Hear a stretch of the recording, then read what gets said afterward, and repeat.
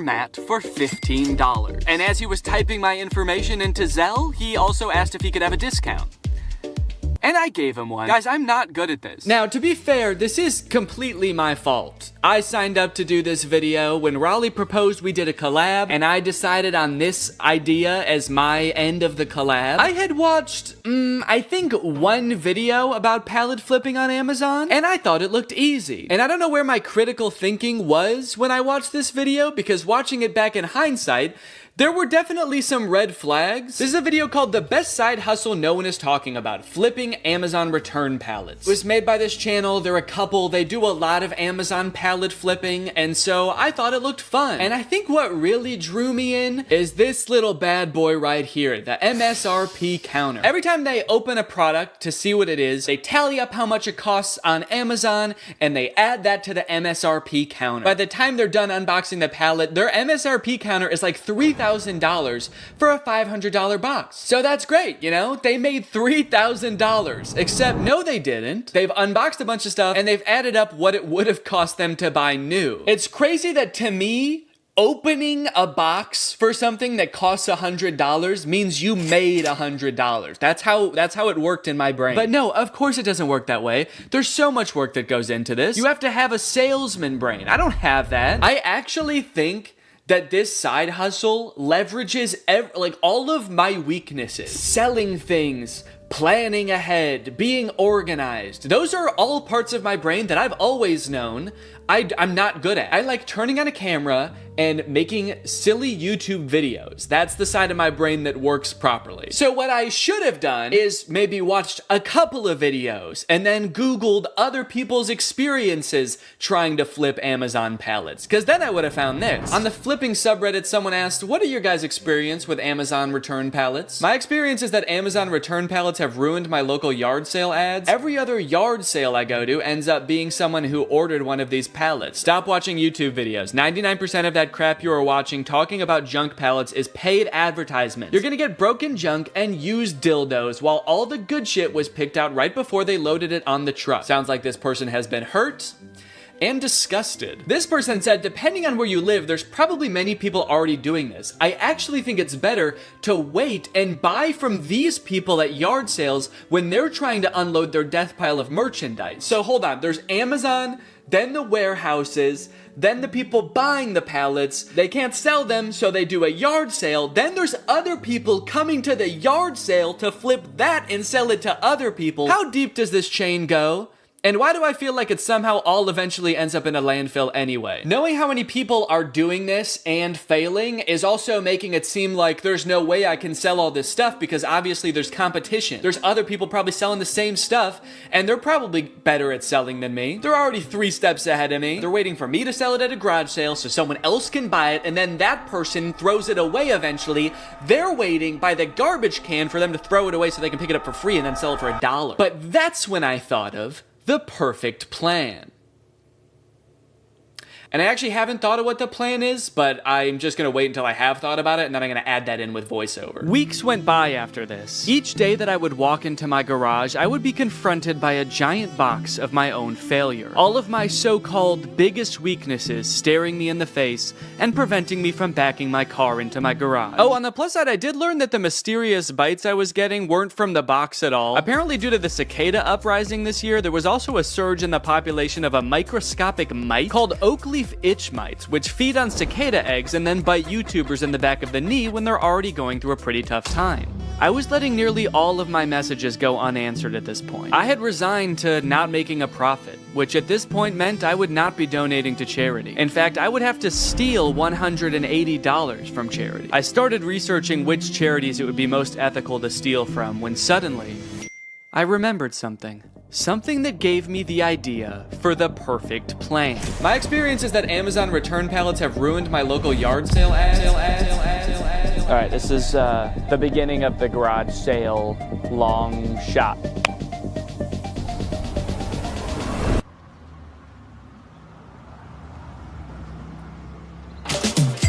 Thank you. You know what I think you'd love? A tall green tent. Pleasure doing business with you. Cha-ching. Another satisfied customer. I'm on a roll. Yes. Thank you. Yes. Yes. Yes. I thought she was gonna want the bird feeder. She looked like the perfect candidate for the bird feeder. She actually laughed at the idea. She asked about it, I told her what it was, and then she laughed at me and said, "That's hilarious." And then she left.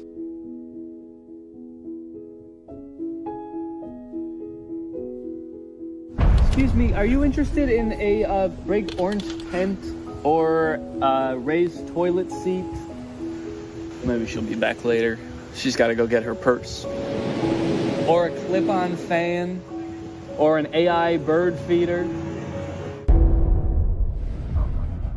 Well, it didn't go as well as I thought it was going to. So that's great. I don't know, man. I had this idea that if I set up a garage sale and had people coming through, I would just be selling item after item, and it would all be gone by the end of the day. But I sold, let's see, 1, 2, 3, 4, 5, 6 items, and I was there for about 6 hours. And I think 2 or 3 of those was just one guy. He bought one thing and then he came back for more because he told his daughter that he met a YouTuber and his daughter knew who I was, so he wanted to buy more stuff for her. So if that hadn't happened, I would have sold even less. As of right now, I have sold $303 worth of products. That means that I'm only like $37 away from breaking even. So if I could just make $37, that would be fantastic. And you might think that's not very much work. That's only, you know, like a couple more things. But guys, I have other things to do. I have other videos to work on. I actually took a break from this for like a month. The garage sale was like a month ago because I had to work on the copycats video. But luckily, I remembered a rule called the 80-20 rule, okay? 20% of your work is gonna yield you 80% of your results. And this rule applies for all sorts of things in life, you know?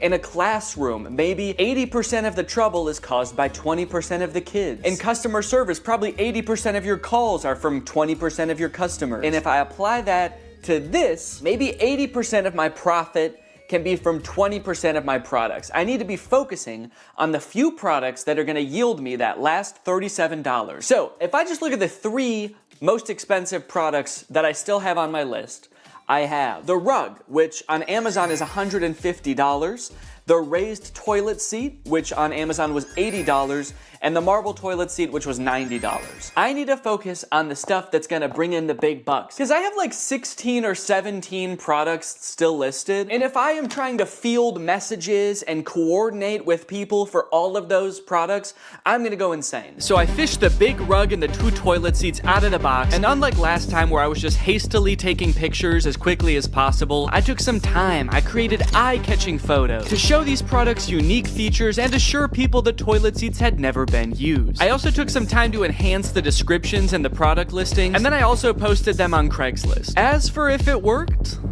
well, you're just gonna have to see for yourself. Okay, here I am, back in the parking lot. The woman who is coming to meet me said she just wants to look at the rug. I hope that means she's gonna buy it and she just doesn't want to just kind of like see what I got just for fun. The rug is listed for $60, so if I actually sell it for $60 right now, I'll be past breaking even point. I can get out of the game for good. God, I hope she buys this rug. Please, God. Hi, how are you? How are you doing? I'm doing great, thanks. Good. Look at it, it's got the rubber backing too. It's perfect. So it was new. Yeah, so I bought a box of Amazon customer returns. It's all right, beautiful. fantastic. Yes, thank you so much. Okay, could you put it in the back of my car? Absolutely. Yes! Yes! Yes! Look at that! 60 bones, baby! I broke even, bitch. I'm out of the game. Welcome to Profit City. As if it wasn't great enough getting rid of that rug and breaking even, those 2 ladies that just bought the rug were the nicest people I've ever met. They were so sweet. I'm feeling good. I think I'm gonna do this whole thing again. Just kidding. I don't think I'm ever gonna go on Facebook again, actually. In case you're wondering, I did a little rough estimate of how many hours I spent on this side hustle. That way I could calculate an hourly wage for my efforts. It was $1. That's right, Raleigh, $23, and all it took me was 4 months. Honestly, bravo. I did not think you were going to be able to make a profit. And just to clarify, you're not counting the cost of delivery into the cost of the box yet, are you? What? Yeah, it was $75 to get the box delivered, so that was on top of the $350 for the box. So technically, you haven't quite broken even yet.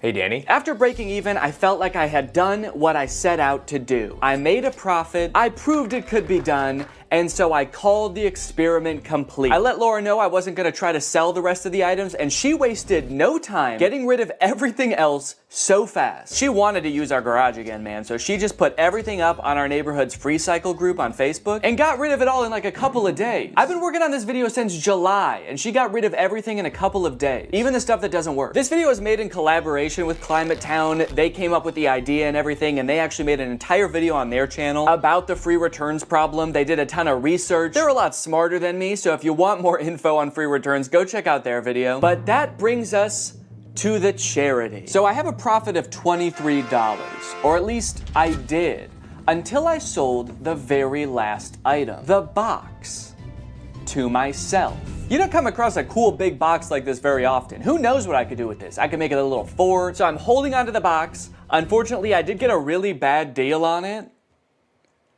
It was $10,000. The one time I negotiate and actually drive a hard bargain, it's on myself. So now I've got $10,023 to donate. I'm gonna be donating to Feeding America. They provide meals for people in need. I'm gonna add a fundraiser to this video down below, so if you guys wanna join me in donating, that would be awesome. Even just $1 can provide at least 10 meals for someone in need. So it's a really great opportunity to make a difference this holiday season. Anyways, guys, I hope you enjoyed this video. Make sure to subscribe if you're not yet to join Greg, and I'll see you next time. Alright guys, I'll admit I am very late to this topic, potentially even like a month late, depending on when this video comes out. But in my defense, I'm a dad now, alright? I have a baby. He's 5 months old. I have better things to do than sitting here talking to a camera alone in my room. Like watching Jason Nash live stream on TikTok. Alright, Sandra, thank you for the money. Kevin, thank you for the money. Can you guys send me $1 million? Turns out I can do both at the same time though, so now I'm here. If you've been on TikTok lately, there's a good chance you've seen former Vlog Squad member Jason Nash constantly live streaming, compulsively urging his fans to send him money. I know I have. A lot. This man is constantly live. Here we go, 118. Guys, don't forget to follow my podcast, All Good Things Podcast. We just spoke about it. We need... If you enjoyed that 30 seconds of silence, guys, make sure to go check out my podcast. You're gonna love that. It's completely silent for an hour. Like me, a lot of people were pretty confused to see this. At one time, Jason Nash was a part of the most popular group on YouTube, and now he's battling the Joker for gifts on TikTok. What a way to start the day with Tommy Two Coats. Tommy, thank you so much for being here. If you've never seen one of these TikTok gifts battles before, basically there's two creators and you send gifts to the respective creator that you're watching. This bar at the top indicates who has the most gifts, and when time runs out, whoever has the most gifts wins. Their prize? All of the gifts that they got during the battle. And then the second place person also wins all the gifts that they got during that battle. So needless to say, there's a lot at stake. This is a live stream where Jason is actually battling his wife, Naveen. Why don't you come down in the room? I'll let you in. You can come back in the house now. Yeah, come back in the house, man. You look like Batman standing over the city. Now, hang on. If they're married, aren't the gifts just going to both of them? What kind of charade is this? Now, at first I kind of assumed that most of the people watching these live streams were children. And I was like, ooh, that is super weird, just like asking children for money. You're basically just asking them to steal their parents' credit cards. In a way, I sort of thought of Jason Nash as like a babysitter, but he's also babysitting 1,000 other kids.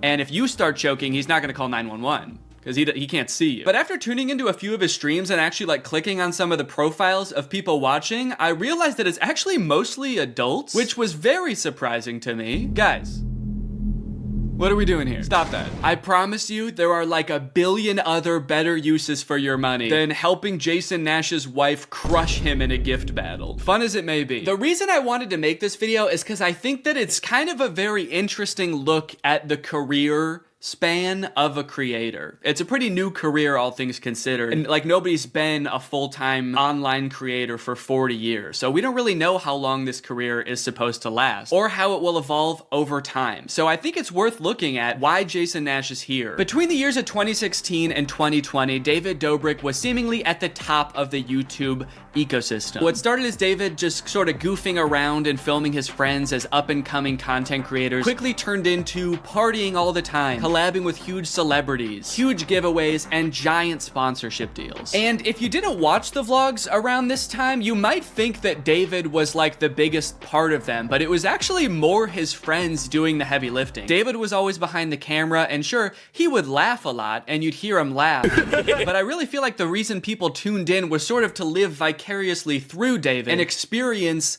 the goofiness that was all of his friends. So while all of the vlogs were on David's channel and David was inevitably the most popular member of the vlog squad, I really feel like he owes most of his success to his friend group. But it was a fun time. I watched a lot of the vlogs back in the day and I really enjoyed them. It felt like you were a part of this friend group. And in a lot of ways, you were like the members of the vlog squad, because like the members of the vlog squad, you also were not getting paid for your appearances in the videos, which is something that I always found kind of weird. David's friends never got any sort of payment. Their only payment was in exposure. And so what kind of ended up happening was, because everybody else around David wanted to launch their careers off of David's vlogs, they all started vlogging too. But because they would always be hanging out together, all of their vlogs seemed to be just like the same situation from a bunch of different angles, and everybody was holding vlog cameras. It got pretty out of hand for a while there. Eventually though, during the pandemic, a bunch of stuff happened that caused David to take a step back from vlogging. Mainly a bunch of scary accusations about one of his best friends, Dom, and also him almost killing one of his other best friends, Jeff Wittick, by slamming him into the side of an excavator. After losing a bunch of followers and probably more importantly, a bunch of sponsors, David posted an apology saying he was gonna do better. He said he was gonna take steps to make sure his vlogs were a safer environment for the people in them. And I want to be able to have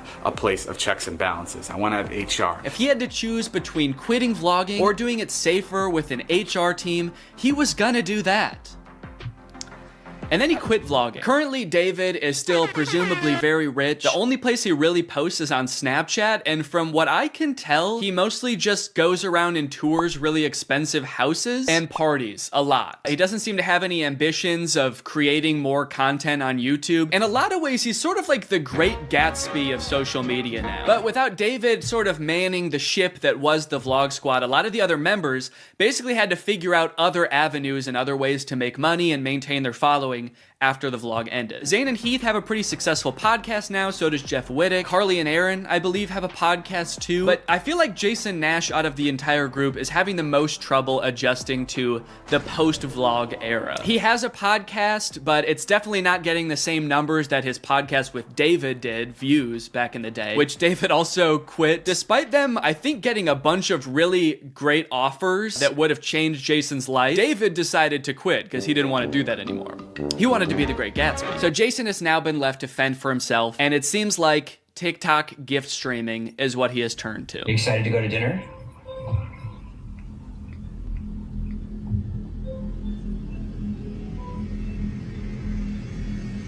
Man, this is content, baby. This is crazy. I didn't know all you had to do is just sit there and stare at your camera and people will just send you money. Why did I write this whole video? So a lot of the response has obviously been kind of cringing at this feeling that what he's doing now is very shady. And I mean, he's not really harming anybody, I guess. It does seem like it's mostly adults sending him money. Obviously, there's always going to be kids online stealing their parents' credit cards, so that's not great. I do get kind of a shady vibe from it just because there literally is no content for you to consume except to send him money. Like, the whole point of this stream is to see how much money Jason can make without having to do anything. That's like the point of the stream. Melanie, thank you.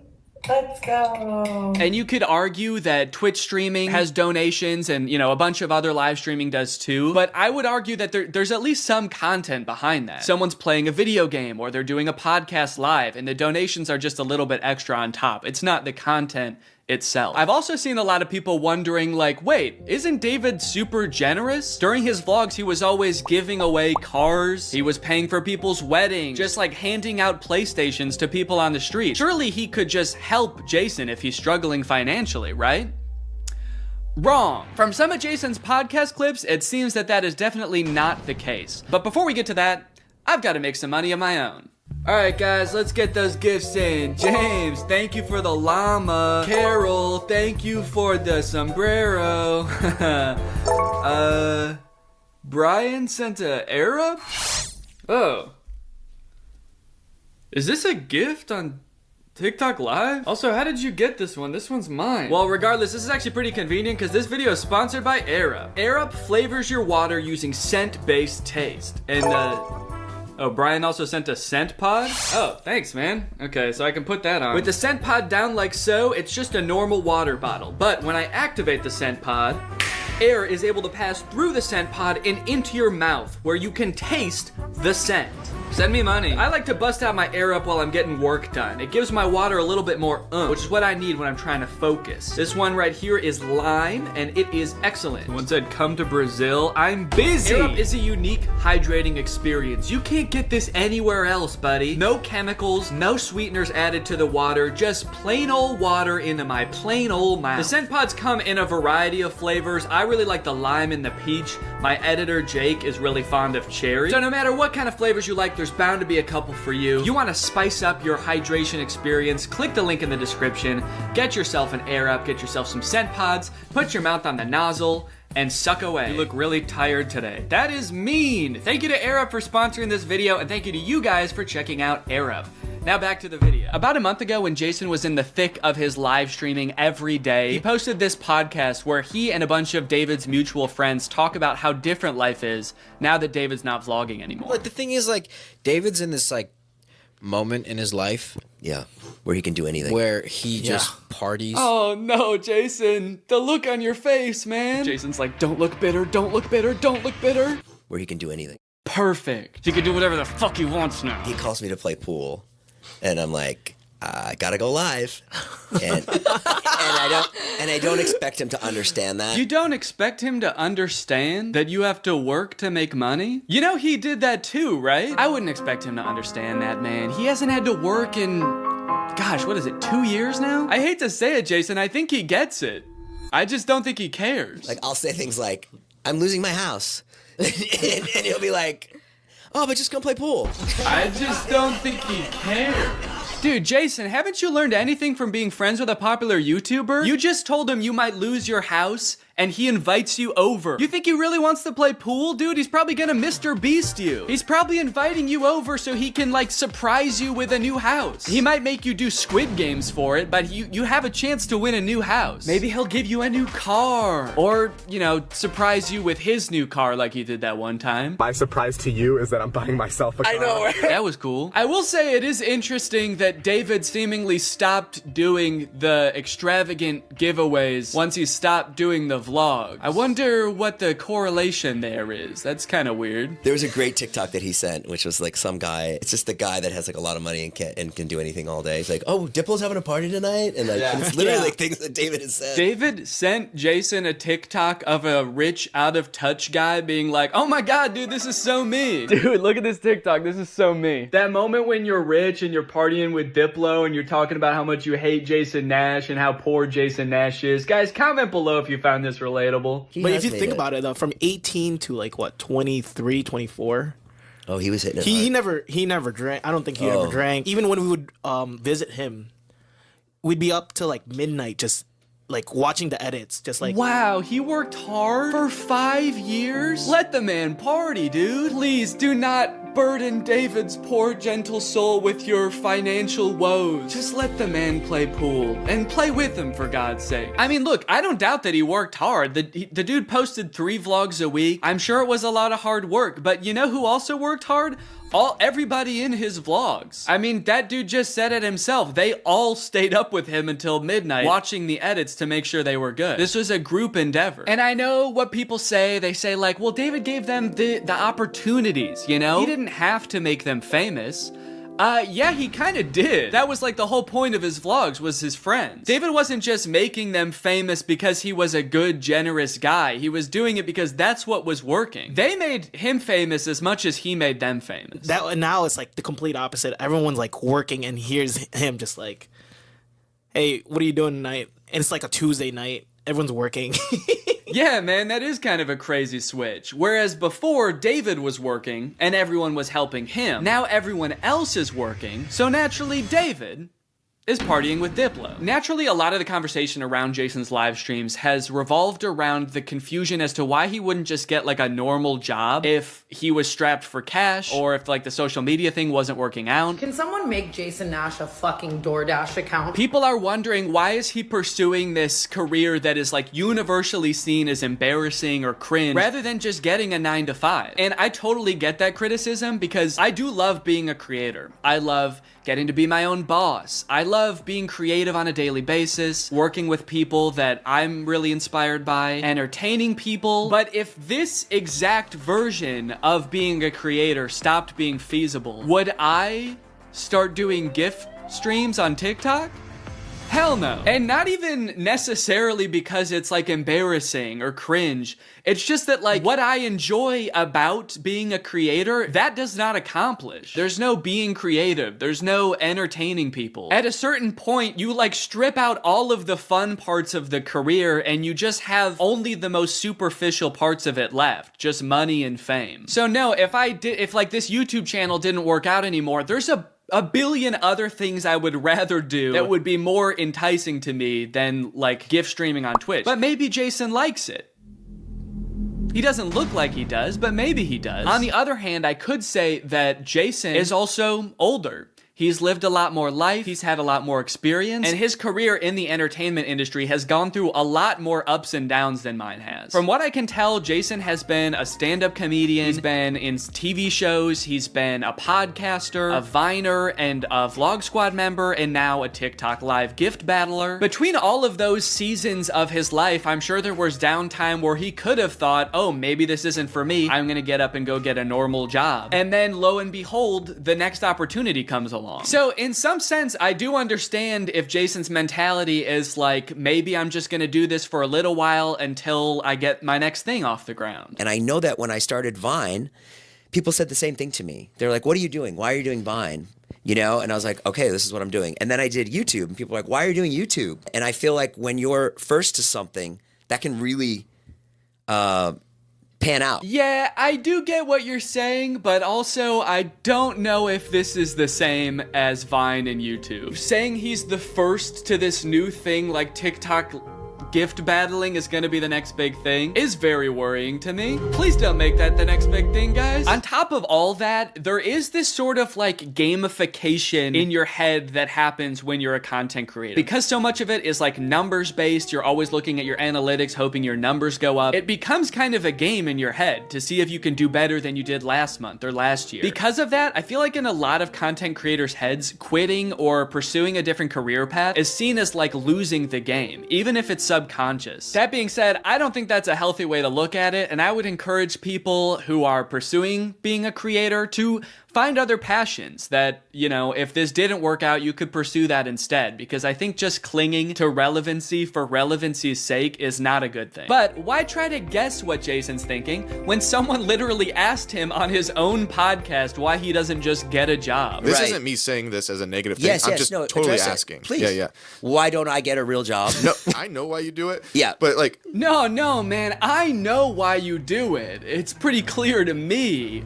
But, could you tell everyone else why you do this? Someone said that the other day, why don't you get into real estate? I'm like, I hate it. I don't have a real estate license. Bo Granny? Oh yeah, I forgot. You have to be born with a real estate license to do real estate. But darn, Jason Nash was born with a TikTok account, so he has to do that instead. Right. Now look, would I be on TikTok Live if I wasn't in like a financial hole? I don't know, probably not. But also like YouTube wasn't really working. And I needed to find something. OnlyFans. I can't do OnlyFans. This is such an unrelatable thought process to most people. YouTube is not working out for him, and his first thought is OnlyFans? TikTok begging people for money? It just comes off as being so set on being an influencer that nothing else matters to this guy. Listen, it is what it is. It's like, I was on Vine, I was on YouTube, I was on Snapchat, and now I'm doing this. Don't say it like that. Now I'm doing this. I mean, I do like it. No, man, I don't think you do. Not after that. We all saw that. So anyway, it is what it is, and I have to do it because I love it, and it's my favorite thing. Phew, that was close. Hey, we can hear you. What? You said that was close out loud. Oh no! Do you ever think about going to DoorDash or to like a? I just never thought it's it's entertainment or nothing. I don't care what it is. Like, what would you suggest I do? No. It's just that we get a job at Lululemon. From what I can gather from this clip and the way they're laughing about the prospect of being a DoorDash driver or working at Lululemon, those jobs are not even on the table for Jason. I don't know his personal finances, but Jason lives in LA, he owns a house, he has kids, he has a wife. So I feel like when he's saying things like, I don't have any other skills, what he's really saying is, I don't have any other skills that would allow me to live the exact same life that I'm currently living. And honestly, I could understand if he really does like the TikTok live streaming thing, but don't laugh at other jobs like Lululemon or DoorDash like you're so above doing them, yet you're on TikTok literally asking people for money. And I do totally get that Jason has kids that he has to support, that I'm totally empathetic to that situation. It is kind of ironic that his solution to that is to ask other people's kids for money online, but that's neither here nor there. This whole situation kind of reminds me of this TikTok I saw about a month ago. My Roman Empire is all of those influencers who dropped out of college or quit their jobs, moved to LA, then became irrelevant. Like, where did they go? What are they doing now? One interesting thing that I don't know if a lot of people know is that I feel like a lot of creators who get into this situation can actually leverage some of the connections they make while they're relevant and some of the skills that they've learned to get jobs at like marketing agencies, talent agencies, social media companies, or working for other creators behind the scenes. There's actually a lot of opportunities out there, which I would know because my first job out of college was working for a YouTube MCN. While I was still on Vine, I graduated college and I was worried that that wasn't going to be a stable career, so I actually got a job working at an MCN. And then I also worked at the YouTube channel Corridor for a while before my YouTube channel took off. So just throwing that out there, there are other career opportunities where you get to be involved in the creator space, even writing or acting, stuff like that. But it doesn't have to be your operation. You can just get a stable job. All right, it's time to talk about David again. While everyone was making fun of Jason for doing the TikTok live streaming thing, David paid him a visit on Snapchat. Dude, you're kind of becoming a legend on TikTok now. I know. Not in a good way. Yeah, but I think it's fun. No, man, this is a great look. This is awesome. Multi-millionaire visits former unpaid employee wearing a crown to make fun of his new job. David, do you know why, perchance, Jason has to do the TikTok live streaming? Have you thought about that at all? During your long nights of playing pool? Bye, guys. Thanks for having us over in your little hobbit home. And make fun of his house before you leave? Check. Great job. Now, with all of this talk about David and Jason, I just want to make it clear, do not go and send any hate to these people in real life, especially Jason. Jason actually got swatted mid-live during one of his streams a few weeks ago, which is obviously horrible. Anybody else inside? No. Okay, hold on. Let's get put together and then... This is obviously a horrible situation, actually terrifying. But I cannot help but break a little smile when I look over and the two people he's gift battling are the Dobre brothers. I don't think there's a single funnier sight than watching the two of these blankly stare into the camera and not understanding what's going on. Also, imagine your gift battle opponent getting swatted and he's still crushing you, dude. That's gotta hurt. My big takeaway from all of this is if you are pursuing being a content creator, I would heavily recommend being super careful about the way you go about it. I would highly recommend not letting your success be at all related to the success of another influencer. You don't want to be the guy from David's vlogs when David stops the vlogs. Also, save your money. This career that we have, we don't know how long it's gonna last. I mean, I sort of view it as being any other type of entertainer. You're only relevant for so long, or like an athlete or something. You can only be in your prime for a certain amount of time, so save as much as you can. It's really easy to get caught up in the lifestyle of an influencer and like partying all the time and flying on private jets, buying expensive cars. And if you can make this career last for like 20 to 30 years, that's awesome. That's insane, but it's definitely not guaranteed. So just be careful, all right? For me, for your old pal Dan. Alright guys, well I hope you enjoyed this video. If you're new here and you're not subscribed yet, make sure you subscribe and turn on my notifications to join Greg. Greg is what I call my fans here on YouTube, and if you just watch this whole video, that means you kinda gotta be a Greg now. I don't make the rules, sorry. Except for that rule I actually did make, but all the other rules I don't make. Alright, I'll see you guys next time. Bye-bye. Life as a new dad is pretty good. Rocking my baby to sleep, watching him crawl for the first time, and there's so much to look forward to. Like finding out what kind of TikTok dad I'm gonna become. There's so many types of dads on TikTok. You got Frog Dad. I could be like Addison Rae's dad, begging Young Gravy to box him. One thing's for sure, whatever kind of dad I become, I'm excited to do it on TikTok. Wait, what is this? TikTok is getting banned? Guys, TikTok might get deleted in the US forever in a few months, so I either need to move countries or fulfill my dream of becoming a TikTok dad now. Luckily, over the years, I've gathered a pretty choice list of dad talks, and today I'm going to watch them, and then I'm going to become them by recreating them. So let's take another look at that Addison Rae's dad TikTok. Can I get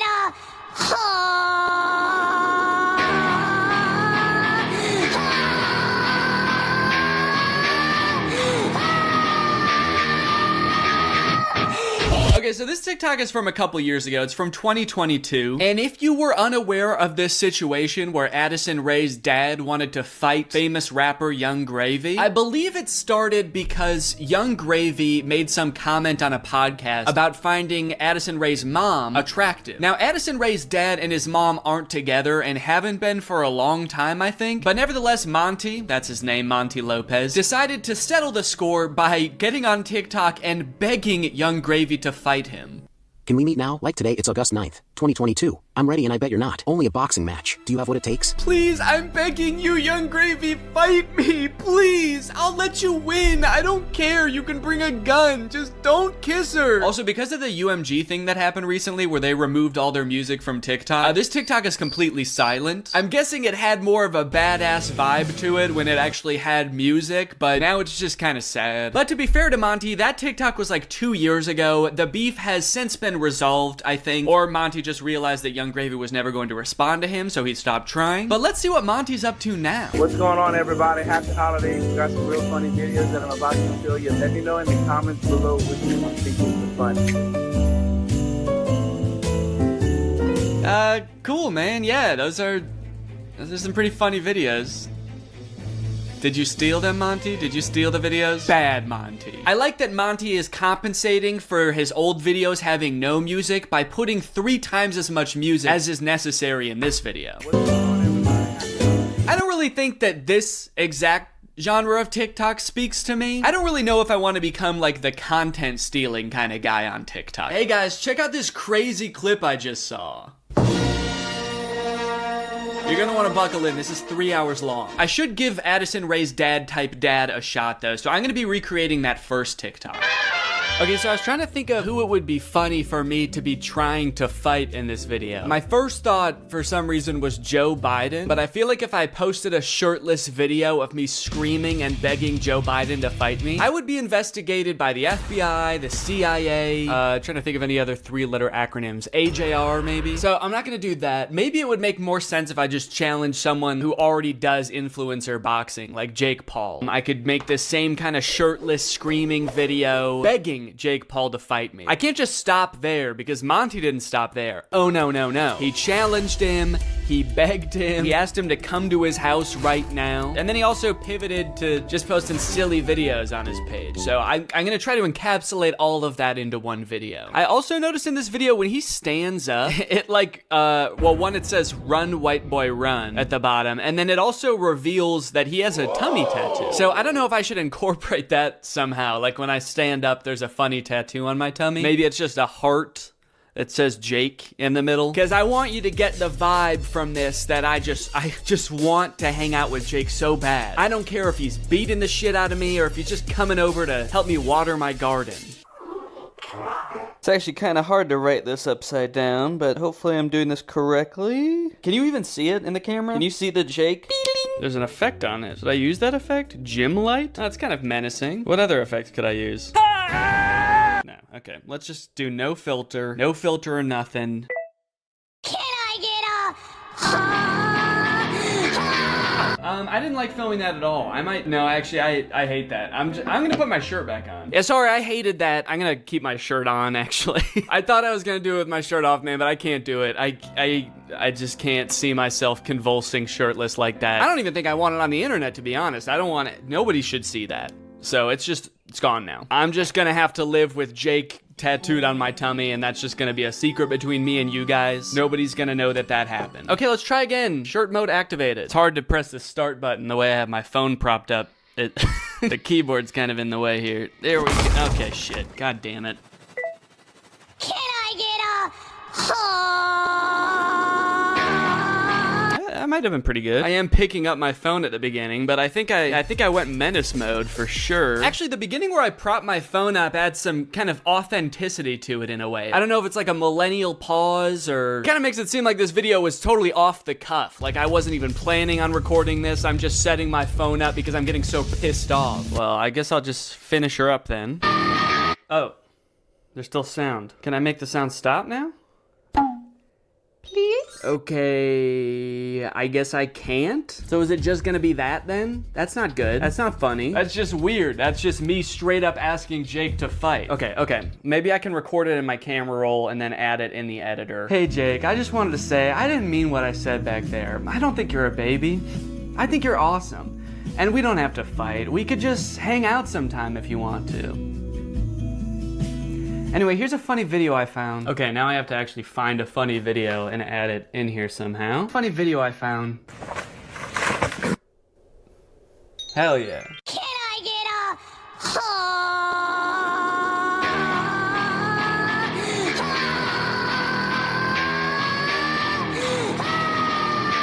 Hey Jake, I just wanted to say, I didn't mean what I said back there. I don't think you're a baby. I think you're awesome. And we don't have to fight. We could just hang out sometime if you want to. Anyway, here's a funny video I found. Yeah, I think it's perfect. And I think it's ready to post, and I'm not worried at all about what people will think when I post this. So I think after I create all the TikToks, we can take a look at some of the responses to them. Okay, next TikTok. My daughter being in a toxic relationship. Hashtag POV, a pack sticks up for each other. One of my favorite things about this TikTok is how many people show up. I thought it was just gonna be the dad at first, but then more and more characters keep coming in. It kind of makes the dad seem a little less badass. Like, no wonder the boyfriend's scared. He is severely outnumbered. I also love how the uncle comes into frame by touching the brother's shoulder, but it's obviously just his own hand touching his own shoulder. You know you're in for trouble when you feel your uncle tap your shoulder. You know how uncles do?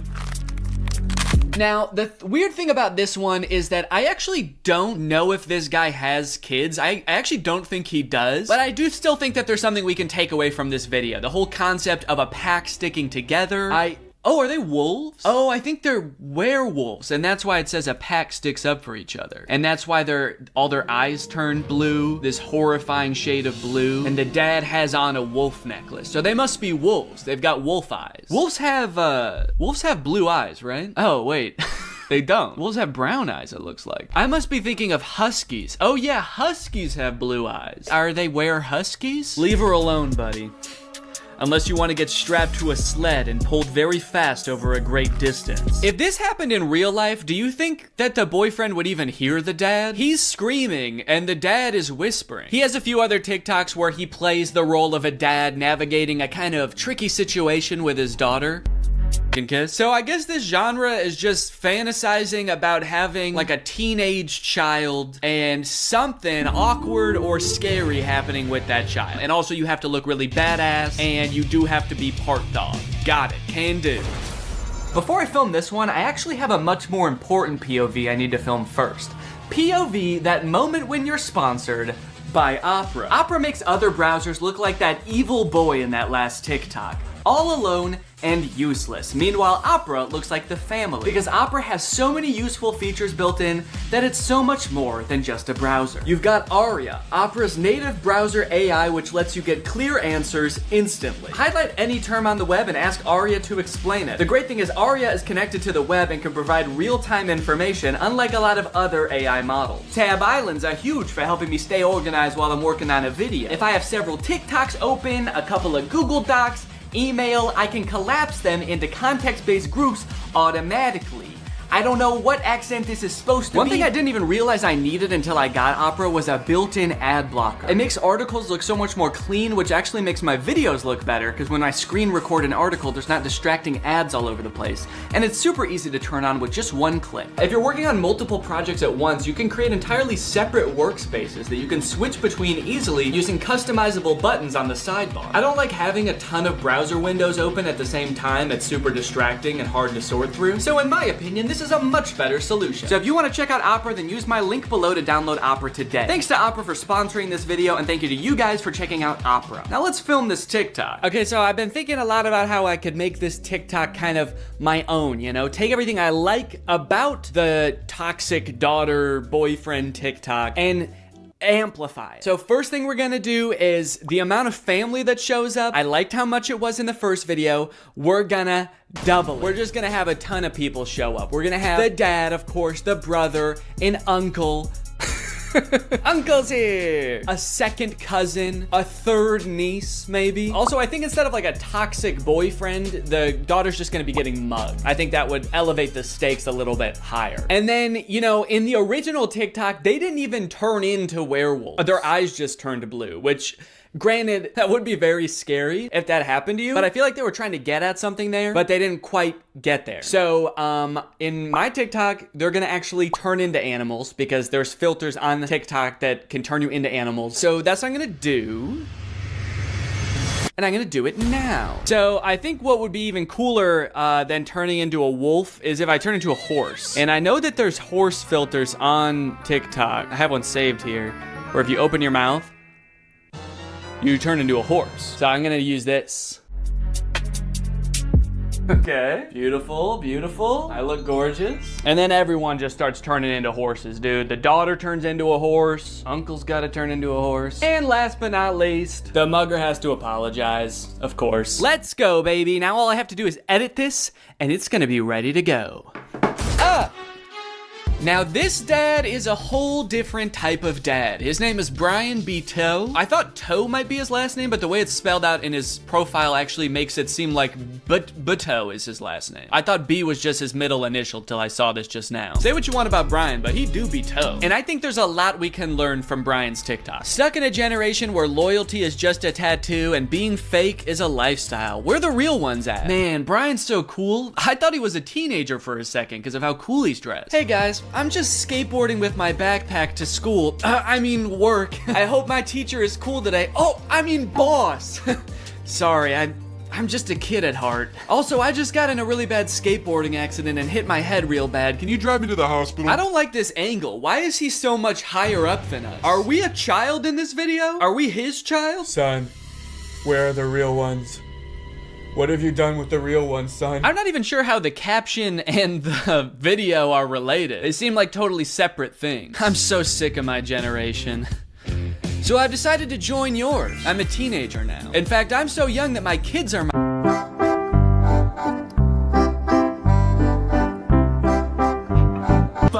All right. Now, obviously, I don't like this video. I don't like it one bit. But I'm mature enough to realize that I'm not the target demographic for this video. This video is for MILFs. 'Cause you a MILF. And I'm not a MILF. I'm at most a dill.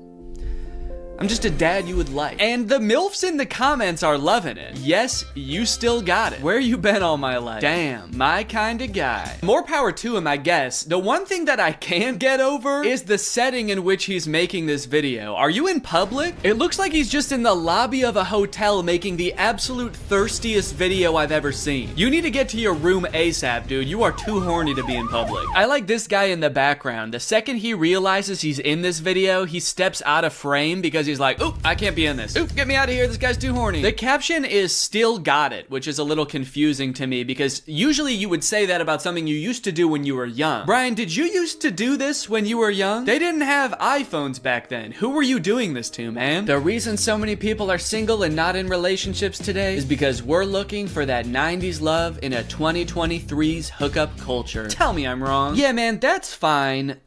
Where are you? What's going on in the background here? I'm looking for that 90s love. The kind of girl that doesn't just want to hook up, but wants to go on a date to the giant dirt pile in town.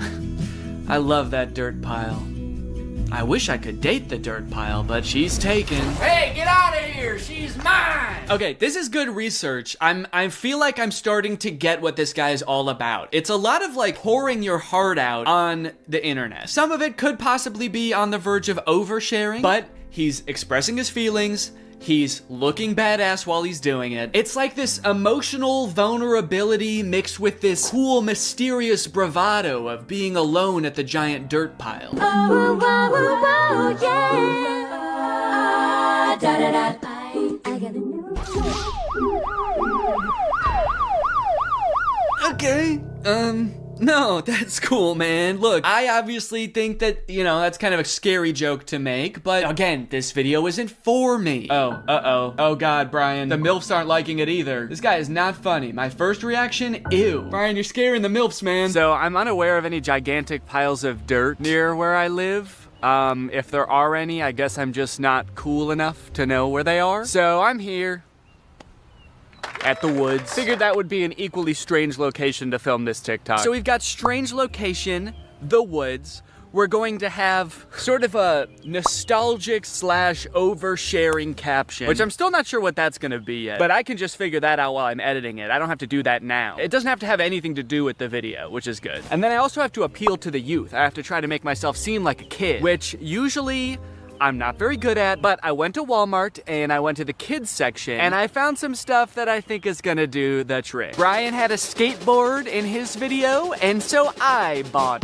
a scooter. They didn't have any skateboards. I don't know if this is maybe a little bit too young for the demographic I'm trying to reach, but the box said ages 2 to 5. So I'm just gonna sort of pretend to be shredding it up out here at the beginning of the TikTok. By the way, I am like 75% sure that there's poison ivy under my feet right now that I'm very much trying to avoid. And I think I have, but my legs just feel itchy even just being near it. This was actually a horrible idea. Anyway, the hat. It says Fortnite on it. Can you see that? It says Fortnite on it. I found it at Walmart in the little boys section and I thought, oh my gosh, this is perfect. This is gonna appeal to all the kids. So I've got my scooter, I've got my Fortnite, and I'm ready to have some fun. Let's film a TikTok. Okay, I think I'll just pretend to be ripping it up over here and then I walk towards the camera all cool. I for sure stepped into poison ivy that time. Very cool. Why does this hat make me look like a pilgrim? It's like such a flat brim hat that it's gone past looking cool and gone towards looking like a full-on pilgrim hat. I am a Fortnite pilgrim.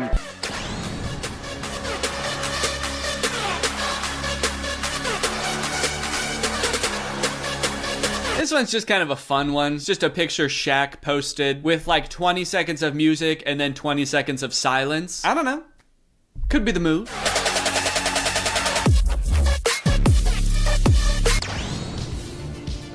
All right, this TikTok is by a dad by the name of My Life, not yours. So in case you were confused, this isn't you.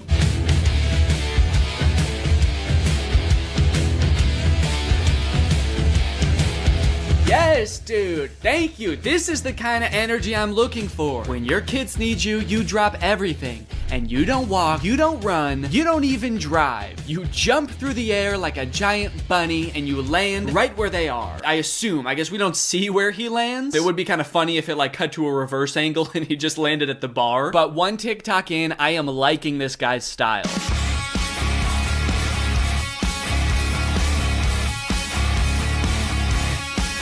So I guess the way I describe this dad is like action hero dad, mystical sorcerer dad. Either way, he's killing it, and I really like his vibe. He's always getting himself into insane situations like this one. Happy Easter, everyone. Something so funny about how nonchalantly he says Happy Easter and then teleports himself into the UFO and kamikazes himself. Like, did he know that was gonna happen? Based on how chill he was, I kind of feel like he didn't. Happy Easter, guys. Oh, what the fuck is happening? What the fuck? Ah! You know, I started watching this guy because he mentioned his kids and I was like, oh cool, dad content. But in hindsight, he actually doesn't mention his kids very often. So I guess they don't need help that often because that's the only reason he mentioned them in the first video. He's actually kind of got a lot of other shit going on. He's always defending the earth from some kind of cosmic threat, it seems. And after all these TikToks where he's harnessing magical powers and defending the earth, you'd think that his kids would have some pretty nice stuff to say about him, right? You'd think they'd be pretty grateful, huh? Wrong. Dads, you know, we give and we give, but are we ever truly appreciated? No. My 7-month-old baby did the same thing to me. I was floating around in the spirit realm forever. It took me days to get back into my body. To take a step back for a second here, can we all appreciate how epic his editing is? I mean, this is pretty good. Also, the first time I saw this, I was like, holy shit, how high did this dude jump for this video? This man may be old, but he's still got it. But after watching it a couple times, I think that he's reversed the video and he's jumping off of something high onto the ground. Either that or this whole thing's real. I can't discount that possibility. I like this guy's videos a lot because I feel like we actually are cut from the same cloth in a way. I have always been obsessed with visual effects. I had a YouTube channel for this kind of stuff when I was a teenager. I would do this type of stuff, practice visual effects. I would do tutorials for effects. Hey everybody, this is Danny Gonzalez, and today I'm going to be doing an After Effects tutorial. I would watch every behind the scenes of like blockbuster movies that I could get my hands on. So I admire this dad's passion. It kind of takes me back in my own life to a simpler time. So I guess what I'm trying to say is, I'm pretty excited for this one. My favorite of his TikToks was the UFO one, so that's the one that I want to replicate. I'm gonna have like a UFO or a giant spaceship in the background right here. I'm gonna walk up and I'm gonna teleport onto the spaceship and blow it up or something. One thing I really want to replicate is how casually he did it. Like he didn't even know that it was about to happen. I think I just want to kind of like casually stroll up to the camera, kind of maybe wink at the camera. Or no, winking would imply that I know something is gonna happen. Maybe I'm just having a stroll, having a great day, and then I teleport up to the UFO. Would it be funny if I teleport without my clothes? That would really make it seem like I did not know this was gonna happen. Or maybe I did, but at the very least I thought I'd be able to bring my clothes with me. Like you see me teleport and my hoodie is still here and it just drops to the ground. And then how should it start? Should it have something to do with like when my kids need me or something like that? The caption could say something badass like when our way of life is threatened, I'm the man for the job. And then I teleport buck naked up to the UFO and am immediately shamed by the aliens for my tiny butt. All right, let's try this.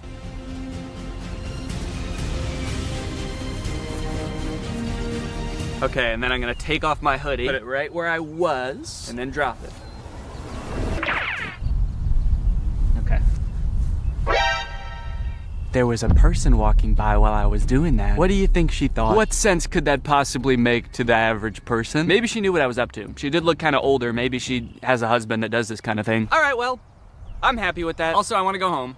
All of the TikToks have been recorded, edited, and posted. Let's see how people responded to that. We're gonna go from the least viewed video to the most viewed video, starting off with Addison Rae's dad. So this was the first video that I posted, and it is by far the least liked out of any of the TikToks. It has 45,000 likes. I think people were just confused. Nobody really got the reference. The general consensus amongst the audience is that I'm going insane. The second most liked comment is, "Nurse, he's out again? Is everything okay at home, Danny?" Okay, I was doing these TikToks to make myself seem like a really cool, awesome dad, and kind of feel like it's not working based on that comment. Oh my god, he's lost it. What is he planning? Or is he just having fun on TikTok? All right, he's either planning a video where this is some kind of satire, or he's actually just having some fun, challenging Jake Paul to a fight, begging him to meet up, and sharing some funny videos. Maybe this is just who Danny is now. Okay, next up was the Shaq TikTok. Lots of people praising my very calm demeanor in this picture. You look so comfy and at ease. You don't look terrified for your life at all. Looks like they were really nice. And then one kind of eerie comment, "Please don't die, I love your content." Do they know something that I don't know? I look closer and this was posted by my doctor. Oh no, he's actually been commenting a lot on here. He says, "The test results just came back, it's not looking good. Love your content though." Also, was Ice Spice cool? I just feel like there's better ways he could have contacted me. Someone said, "Is this real?" And then someone commented under it, "No, it's AI. Look at Ice Spice and Taylor's eyes, or the guy on the right, his hands, or the sunglasses just floating on his shirt." So I guess he's talking about this guy, saying, "No, it's clearly AI. Just look at this dude." Which, is kind of fucked up, because it's not AI, that's just a real guy. Everything in the image is real except me. And even I am real. I'm a real person. I just wasn't in that picture. It's kind of interesting as AI has gotten more popular how whenever anything is fake now, all of the comments are AI. It used to be whenever something was fake, all of the comments were Photoshop. Even if it was a video, it would always be attributed to Photoshop, and now it's AI. Even in this case, when it was actually Photoshop, the accusation that gets thrown out is AI. It's just kind of something interesting I noticed. After I posted that TikTok, I was starting to get a little bit worried. I started this video with hopes of becoming the coolest TikTok dad on on the platform before it got deleted. And based on these comments, I was beginning to worry that being a good dad didn't have anything to do with TikToks or Ice Spice. But don't worry, the comments on this UFO video fixed all of that. Thank you, Danny, we all say in unison. A modern Shakespeare brought tears to my eyes. I saw this on the news, so heartbreaking. Thank you for saving our children, Danny. Wow, this gave me chills. The things we'll do to protect our children. I mean, I don't exactly know what you did in this video, but thank you for doing it. You definitely did something to protect our children, I think. I would unironically watch this as a movie. Yeah, this TikTok was good, but I just wish it took 2 hours. Oh, Danny, where do I even begin? You are the light to my world. You are the sunshine, Danny, my only sunshine. You make me happy when skies are gray. You'll never know, dear, how much I love you. Can't talk, saving the world. All right, second place, the silver medal of dad TikToks goes to the Scooter in the Woods TikTok. Raking in a whopping 1.1 million views, 295,000 likes. People are really vibing with oversharing strange location dad. One fun thing about posting all of these videos is seeing people comment trying to guess what the video I'm working on might be about based on all of these seemingly unrelated TikToks. None of them have anything to do with each other, so people's guesses were all over the place. But the most common guess, and the one that had the most likes on this particular post was, I'm guessing these videos are him doing AI prompts and seeing which ones go the most viral. Which I think, in a way, goes to show how far AI has come, where I'm replicating real videos that people have made, albeit adding my own little comic twist to them, and people assume that they were generated by an AI. It either goes to show how good AI is, or how bad I am. Either one. Someone said, too creeped out by Danny's facial expressions to even read the words. That's right, baby, that's my whole plan. I creep you out so much with my facial expressions that you don't even get a chance to notice I just admitted to burying someone in the woods. And finally, my most popular TikTok with 1.6 million views, POV Dad. With such praise as, this has to be for a video, and Danny, this is brain rot. You know, as a father, it's really important to me to have a positive impact on the minds of the next generation, so it means a lot to me that you would say that. Wonder what the new video is gonna be. What, a guy can't just fantasize about his imaginary daughter getting mugged and then his ragtag family coming to her rescue without people getting suspicious? I think that really says something about society today, and as soon as I figure out what it says, I'm gonna be pissed. Look, at the end of the day, we can laugh and giggle at all of these TikToks, but I think it's important what I learned from all of this, which is nothing. But you know what? I love being a dad. It is the best part of my life. I love it so much. And being a dad is an important job. And if you're a dad and you're working hard to give your kids a good life, there's nothing wrong with getting online every once in a while and posting a silly video or two. Sometimes you just gotta post on TikTok to take the edge off, baby. So here's to all the dads out there. I will toast my Dr. Pepper Zero to you. Clink. All right, well, thank you guys for watching this video. I hope you enjoyed it. If you're new here and you're not subscribed yet, make sure you subscribe and turn on my notifications to join Greg. I'll see you guys next time. Bye-bye. Stealing content. When is it okay? When is it just inspiration? When is it just hopping on a trend that everybody's doing? When is it not okay? Is there a gray area in between? What about this guy? You cannot make this up. You cannot make this up. You can't make this up. He's stealing the same intro over and over from himself.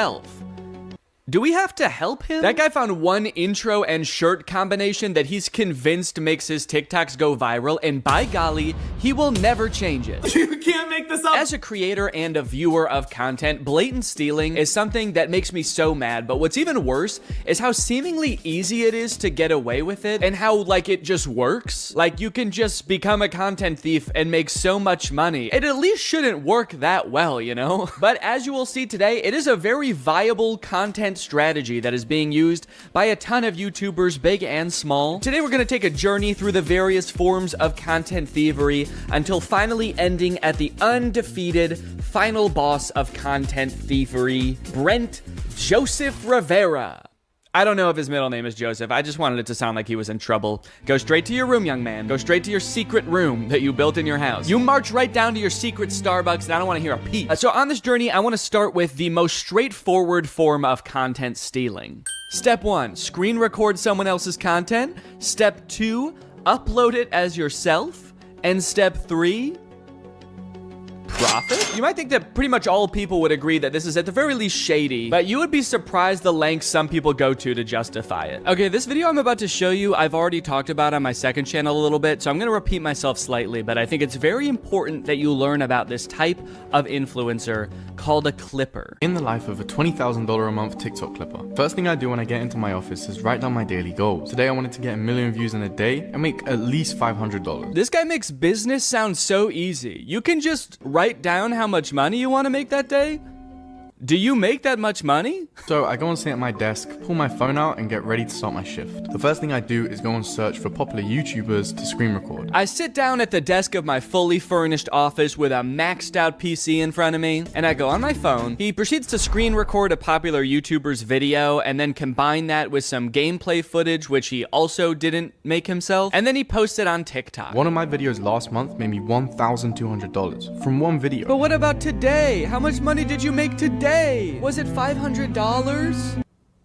It was probably more. He's just being modest. Honestly, man, I don't know why this guy does this day in and day out. If he just wrote a big enough number on the board the first day, he'd never have to work again. I guess that just goes to show that this guy does it for the passion. I'm very confused why he has an entire office. You could have done all this without leaving your bed. You don't need a furnished office. Might I suggest an empty room with a folding chair? Why does he have a ring light if he doesn't even film videos of himself? He's like, I am a TikTok clipper by trade, but my passion is TikTok dances and lip syncing videos. So I do that shit all the time, man. I don't record any of it. I don't even own a camera, but it's nice to have the ring light there to pretend. That would be insane. Doing TikTok dances for nobody, just alone in a room to a ring light.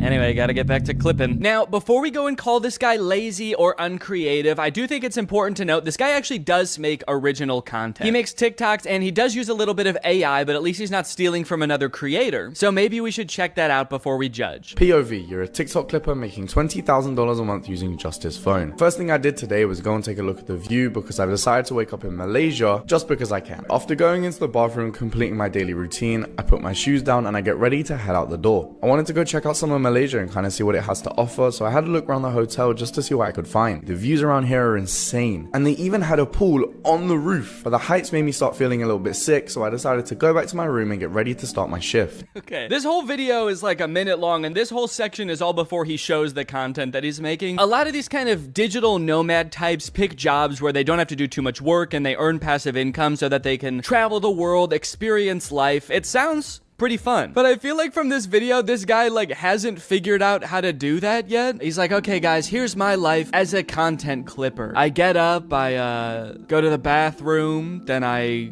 put my shoes on the floor and I put my feet in the shoes. That's where the feet go. And now I really want to go check out the city, guys. So I go over to the window of my hotel room and I look at the city, and then I go upstairs and I look at the city from up there, but then I got too scared. So I went back downstairs and I looked at the city from my window again. Create a ChatGPT story. First prompt I put in is I tell it to generate me an Asian baby. After it does that, I ask it to make it eat rice. Wait. Then after 3 simple and easy clicks, I press generate video and the whole video is made for me with voice actors. Yours should look something like this. Show me an Asian baby. Make it eat rice. Mine should look like that?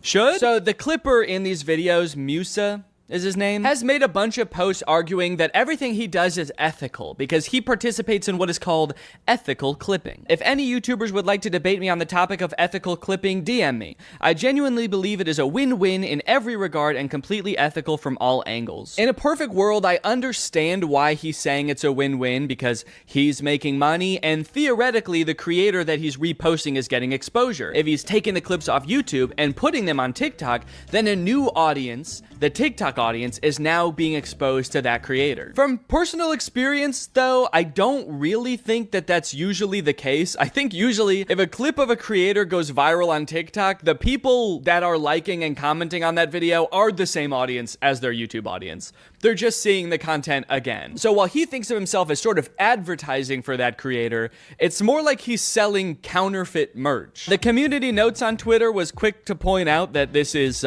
intellectual property theft. theft. And so this whole operation is not so much a career as it is a crime. From what I can tell, this doesn't really make a huge difference either way. I more so have a problem with how lazy a form of content creation this is. But I think the weirdest example of this has gotta be Jason Derulo. Yeah, like from the song. Jason Derulo. About a year ago, I learned from a Jax Films video that Jason Derulo is a rampant content thief. This is not a joke.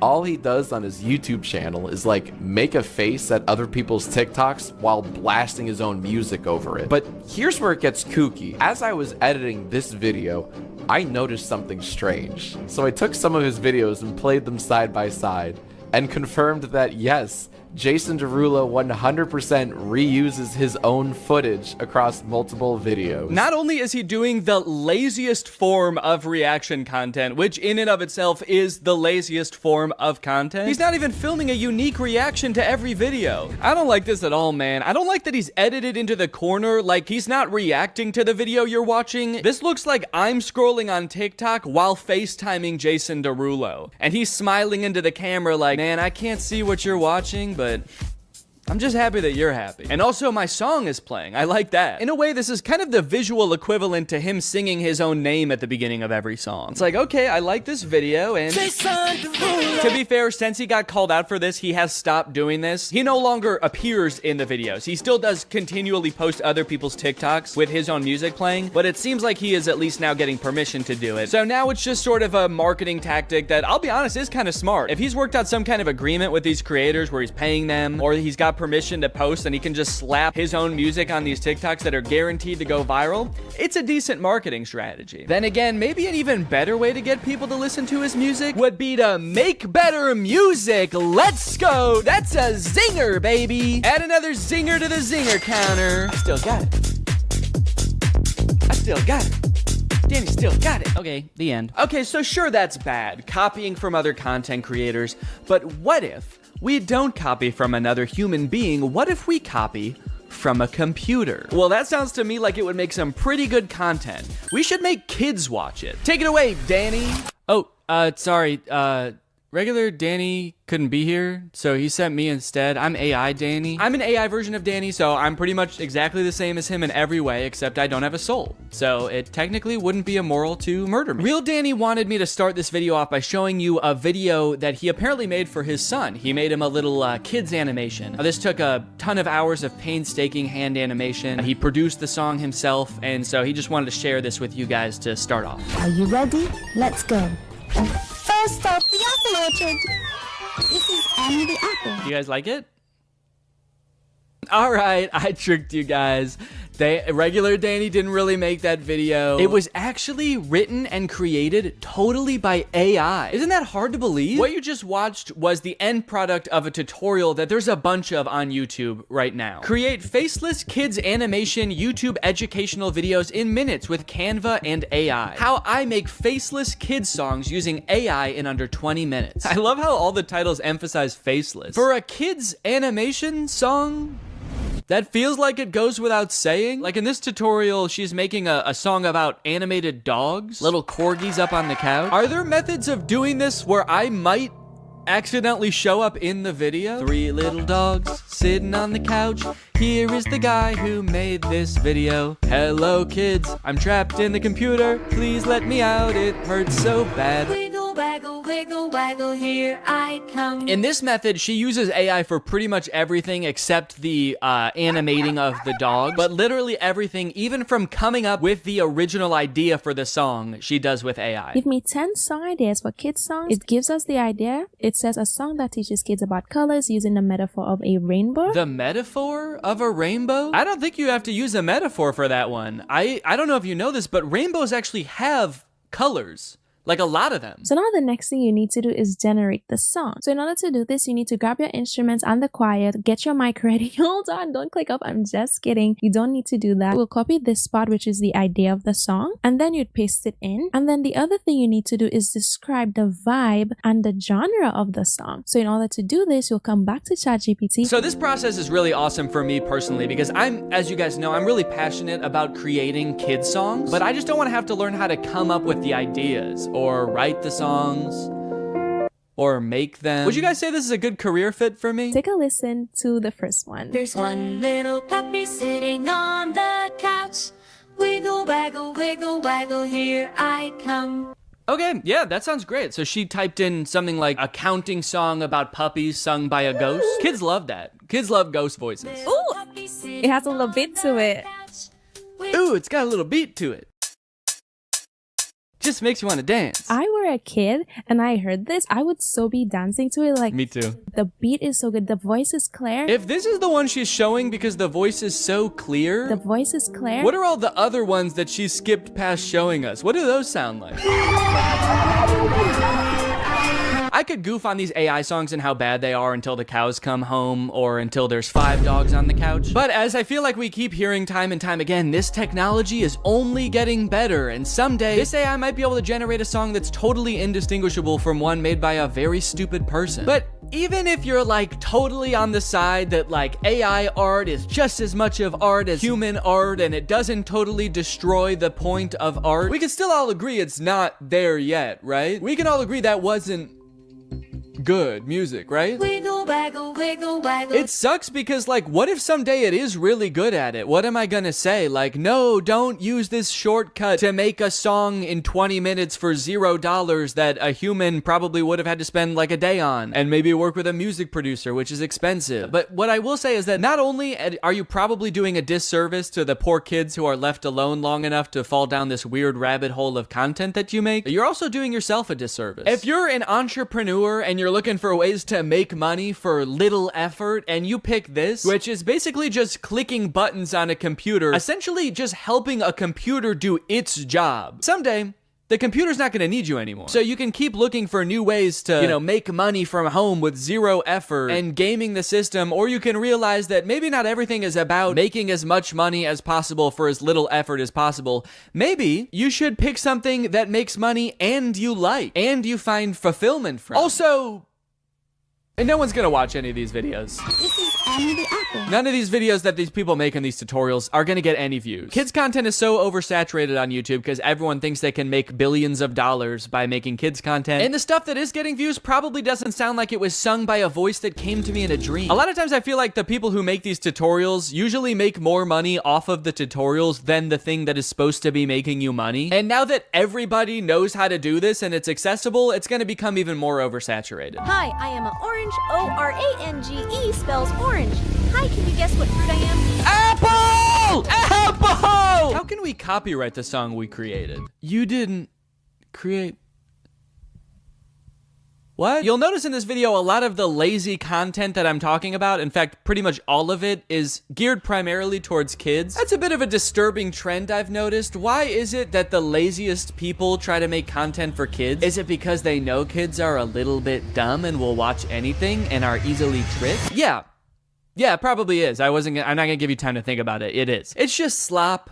It's so lazy. And I hope the people who are doing this realize that soon. Realize that people don't want to watch these videos because I can't imagine any of it is doing well. And I also hope that you realize that today's sponsor, Rocket Money, has helped save its customers up to $740 a year when they use all the features. With over $500 million in canceled subscriptions. Have you ever forgot that you were paying a subscription fee for a service that you don't use anymore? That's happened to me more times than I care to admit. I'm always signing up for subscription services for like new editing software or different tools and plugins, and I don't know why I'm like addicted to it. I'm just kind of addicted to the thrill of paying $30 a month to do something that sure I could have done in Final Cut Pro but would have taken a couple extra steps. But luckily today's sponsor, Rocket Money, is here to help me and you, and also real Danny. That's right, I'm still AI Danny. I didn't forget that. Rocket Money is a personal finance app that helps you cancel subscriptions, lower bills, and manage your own money better. I've used Rocket Money to help me cancel several subscriptions, most recently the suite of plugins in Final Cut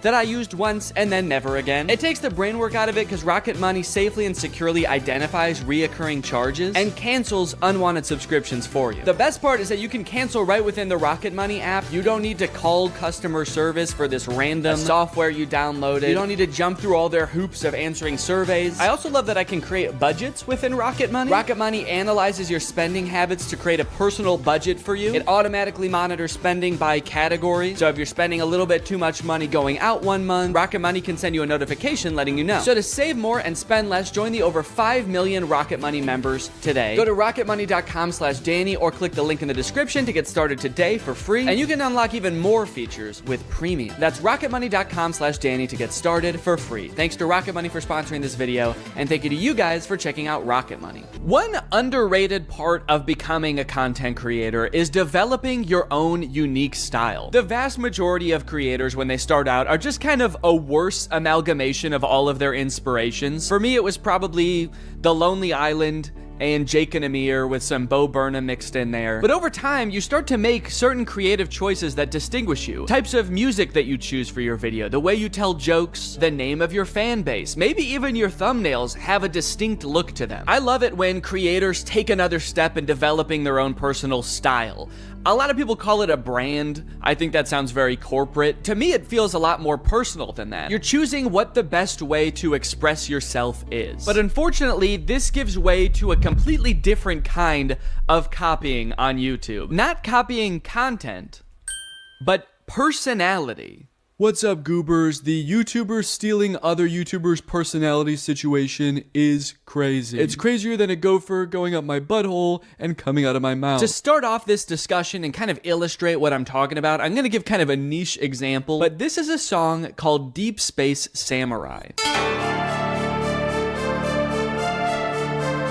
I first started hearing this song in the intro to Ryan Trahan's YouTube videos. My birthday is this weekend. I'm going to 3 iconic theme parks this week to go stay in the most strange Airbnbs. He first started using it in his shorts, and then he started using it in his full-length videos. And over time, to me, it sort of started to become like a theme song for Ryan. He uses it in a bunch of intros, and so when this song was playing, you knew it was a Ryan Trahan video. But within a couple months, because Ryan's videos are so popular, other creators have started taking that song and being like, and it's my theme song too. Today I'm building a secret zoo in my house. Today I'm building 50 secret rooms you'd never find. Today I'm building 3 amusement parks in my house. This dude, Ben Azalart, has taken the song that Ryan uses in his intros and has probably in recent months used it more than Ryan has. This might be a really niche example, and this might be something that only I notice, but to so deliberately take a song that is part of someone's like identity online and just be like, that's mine now. In fact,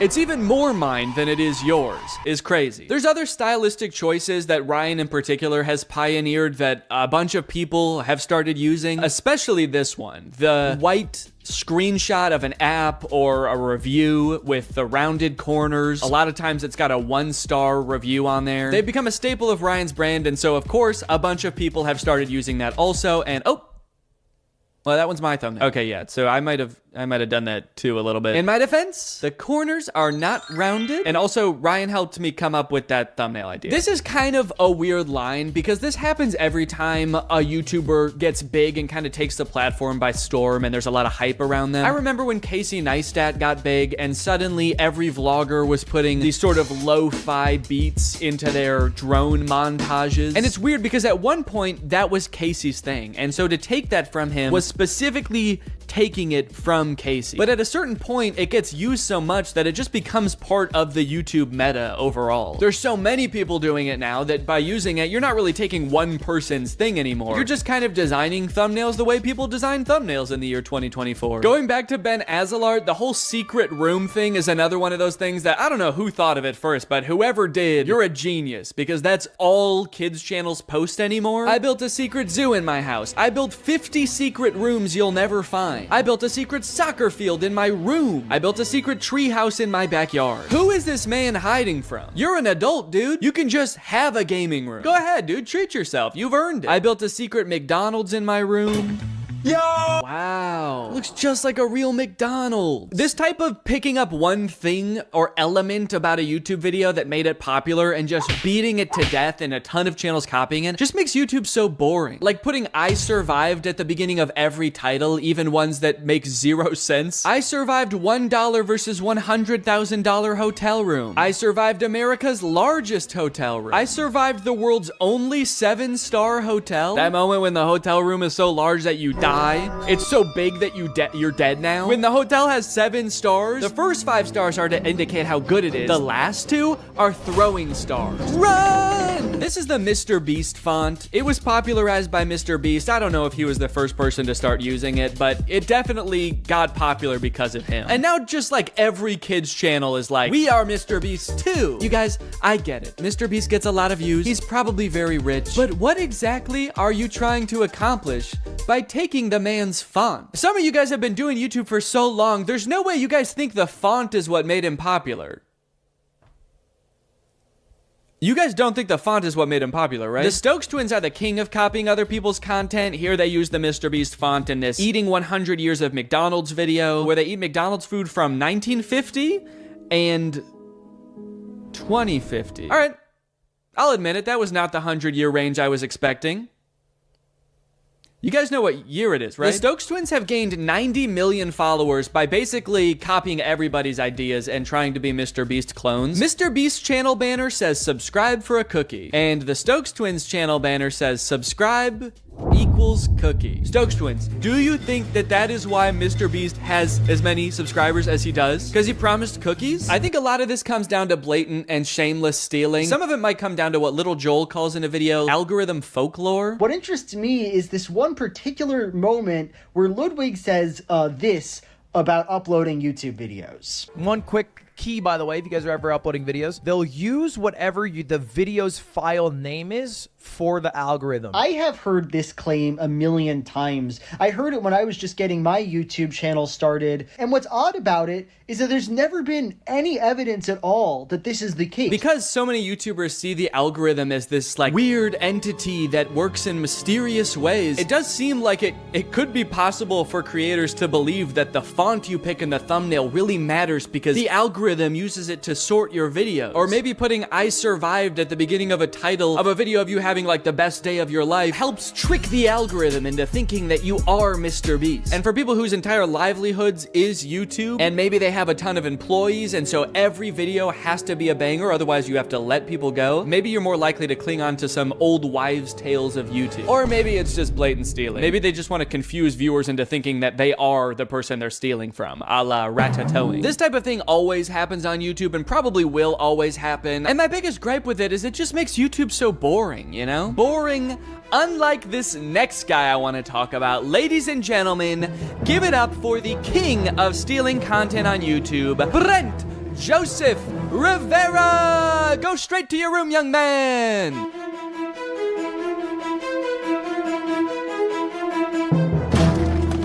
What's that on that meat, ho? Come on! I'm dead. I'm watching TV. What's up, guys? I'm recording this part of the video from the secret gaming room I built in the White House. It's very possible you've seen videos about Brent Rivera stealing content before. He's been doing it for years, and I think he's the final boss of content theft for 2 reasons. Number 1, the way he steals the vast majority of the time is just pure plagiarism. It's not like he's re-uploading other people's content. He's using other people's ideas, but pretending like they were his ideas. And 2, longevity. Brent has been making content since Vine. I really feel like he should know how to come up with his own ideas by now. Like I said, we all start out taking inspiration from other people, but like, I think you've been doing it long enough where you don't have any more excuses, Brent. You gotta kind of learn how to make videos on your own. And it actually is strange because he copies from other creators a lot, but sometimes he does come up with his own videos and makes original thumbnails, and they do decently well. So why does Brent still resort to stealing so often? Does he just do it for fun at this point? Like for old time's sake? In a way, he's kind of like the Hamburglar of YouTube. He's like, I just am a thief. I don't know what you want me to do. It's part of my identity. I could choose not to dress like a burglar and wear a little burglar mask, but I prefer people know. Oh, you want me to change? You want me to stop being a burglar? It's my fucking name. Why didn't you tell Ronald McDonald to stop being a clown? Or Grimace to stop having a big juicy purple ass? That's right, you wouldn't. Brent practices a strategy on YouTube that unfortunately is pretty popular right now, where creators will scour other YouTubers' pages for their most popular videos and then just remake them. Same title, same thumbnail, Nothing changed. This method, unfortunately, does work really well. One time Brent copied my friend Eddie's thumbnail down to almost every detail, except he just changed what kind of restaurant he was going to. This is a weird example because it's literally the same thumbnail, but he did change it technically. While Eddie's video asks, what toll will it take on me to eat at the same kids restaurant in different locations over and over for weeks? Brent's video asks, how sick would it be if I ate a bunch of really good food? I'm going to every single Gordon Ramsay restaurant in America. The answer will shock you. First impressions, this restaurant is sick. Wait, that didn't shock me. That's exactly what I thought was gonna happen. It's sick. Hi, Brent. Hi, Drew. It's Gordon. Oh, there's no way that's you. Of course it's me. That's why I'm FaceTiming you live. Listen. Why did he say it like that? Now I feel like he's not FaceTiming them live. Now, to be fair to Brent, he actually did credit Eddie in the description for using a similar thumbnail to him, but then he deleted that credit and changed the thumbnail to be copying this YouTuber instead. Brent, what's going on, man? Are you okay? He's like on a mission to copy as many YouTubers as possible. He can't even copy one YouTuber per video anymore. Now, while his thumbnail stealing is pretty bad, to give him credit, the actual videos themselves are usually pretty different. They're mostly just scripted sketches like this video, I exposed the world's most evil teacher. This thumbnail is copied from a Rebecca Zamolo video, and in her video, Rebecca is testing one-star teachers to make sure they never teach preschool to her daughter. Today we're exposing the worst rated teachers. Zadie is gonna be going to preschool soon, and we cannot let her get taught by any of these horrible teachers. Still don't really know how that works exactly, but Brent's video is about a principal of a middle school who tells Brent that if he can spend the entire day with the world's strictest teacher, then he can become principal for a day. Last week, the principal of the world's strictest school proposed a bet that if I spent a full day with the world's strictest teacher, he would let me be principal for an entire day at Ironwood Academy. I don't know why the principal is making this offer to Brent, a man in his 20s with none of the relevant training. Perhaps more concerning though, I don't know why Brent is so eager and determined to become principal of a random middle school. I don't know about you guys, but I'm scared to find out. About Good what? morning, Stop! This is the last person I want to see on my weekend. What? The last person you want to see on your weekend is the principal of a middle school you don't go to? Guys, you're all adults. He has no power over you in this circumstance. Just tell him to fuck off. Do it. Tell the principal to fuck off. In this kid's video, tell him to fuck off. So they end up spending the day with this strict teacher, and sure, she's like mean to them, but honestly, I would be too. I wouldn't want these three strange boys becoming principal either. Ow! Oh my gosh! Why are you slapping me in the face with a hot dog? Because it's funny! What?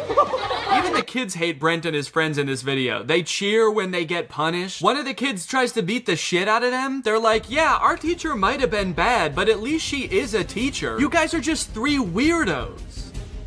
I think we have to kill you. What are you doing with Miss Harshman's water bottle? Oh, I filled it up with toilet water. Bro, Hey, that's actually a really funny idea. This water tastes like... I don't know what their goal was with that. They're supposed to get through the entire day without getting in trouble. And they're like, well, maybe if we try to poison the teacher, she'll be so dead that she can't snitch on us.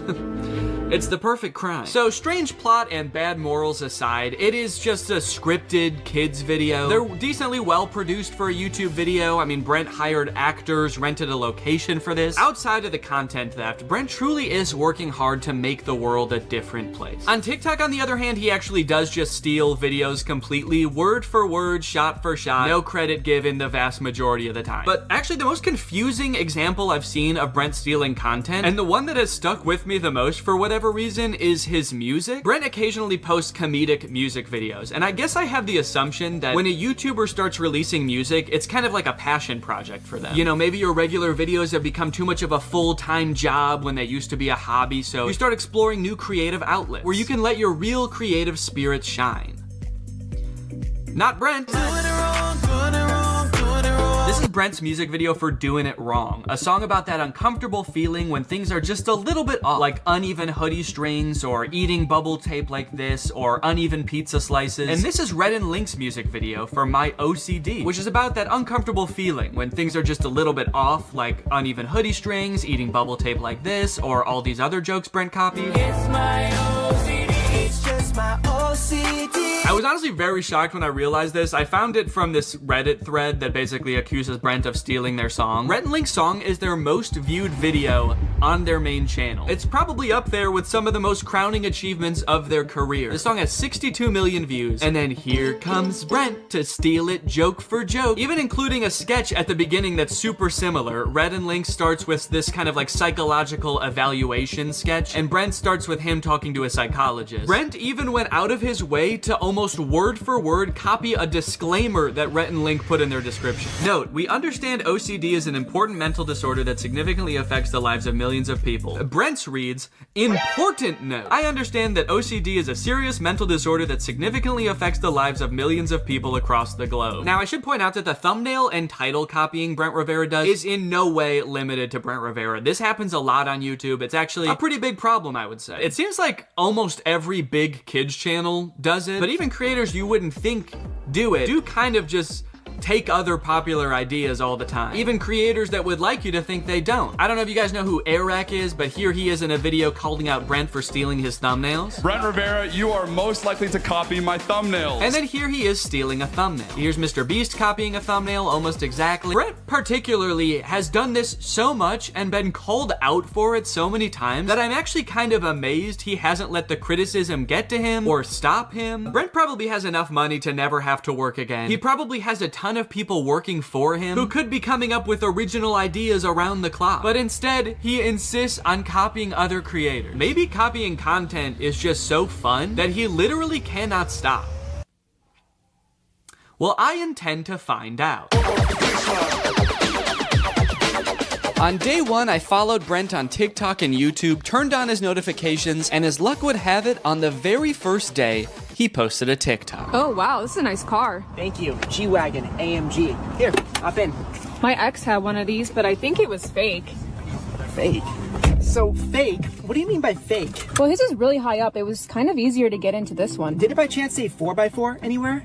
No, but there was a math problem here, 4 times 4 squared, but he doesn't like math. So basically the premise of the video is that his girlfriend's ex had a nicer G-Wagon than him, but it's so nice that she thought it was a fake G-Wagon because it had all these weird branding details. Brent swooping in once again with one of the most classic, relatable scenarios known to man. It's no wonder this thing has 40,000 likes. I have not only seen this type of video before, I think I've actually seen Brent make this video before. My ex had a fake Ferrari. Okay, if you search when her ex had a fake car, there's like a million videos with this same premise. Her ex having a fake Lambo, her ex having a fake BMW. So it's interesting because there is this fine line between copying a video and participating in a trend. This video has been remade so many different times by so many different people, it's actually hard for me to even find the original. So at this point, it kind of is a trend. Well, recreating this one's gonna be a little bit tricky because I don't have a G-Wagon.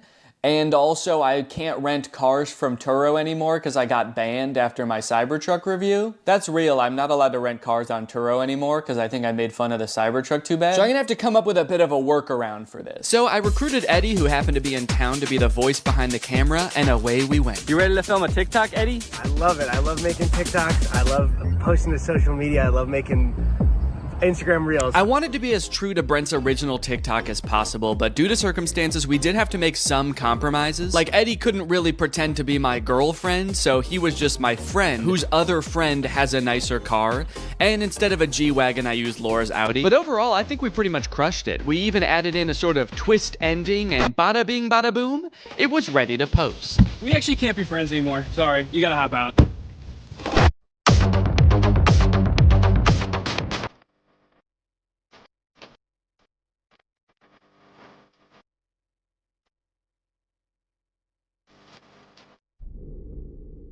Yo, what's up, brother? You ready to go?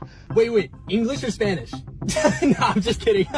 Just put the fries in the bag, bro. A level 10 gap. Yo, I'm gonna rizz her up. No, don't. Are you Libby Dunn or just from Ohio? Chad, am I cooked? Never mind, sorry.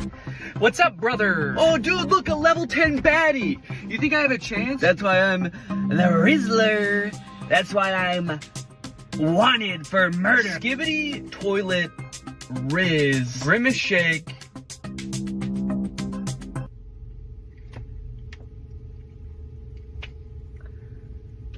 Okay, a couple days later, Brent has posted a second TikTok. I went and searched a bit on TikTok. I searched this caption and I didn't find this exact TikTok anywhere. So this might be a Brent Rivera original. This is a bit of a trend, a person who speaks only in brain rot being like Gen Alpha TikTok slang. But I haven't seen any other in this exact format where it's two people talking in the car. So I'll give them credit where credit is due. They came up with an original idea. I will say, compared to the car TikTok that they just stole, this one is not doing as well. It has 50,000 views and only 5,000 likes. I was not thrilled to replicate this one. It was a little bit tough to get through. Not that the TikTok's like that bad. I actually thought that this dude Dom did a pretty good job. His delivery on some of the lines is pretty funny, like when he says, "Chat, am I cooked?" after trying to hit on a girl. Chat, am I cooked? I thought that was kind of funny. It didn't feel like a video I would make, so it just felt very unnatural to me. But anyway, let's go ahead and post it. So if Brent took inspiration from a different TikTok, it probably had like millions of likes. And then if Brent's ripoff of that got 5,000 likes, then I think doing the math on this, my ripoff should get 2 likes. So I'm pretty excited for that. Whoa, dude, a level 10 cat.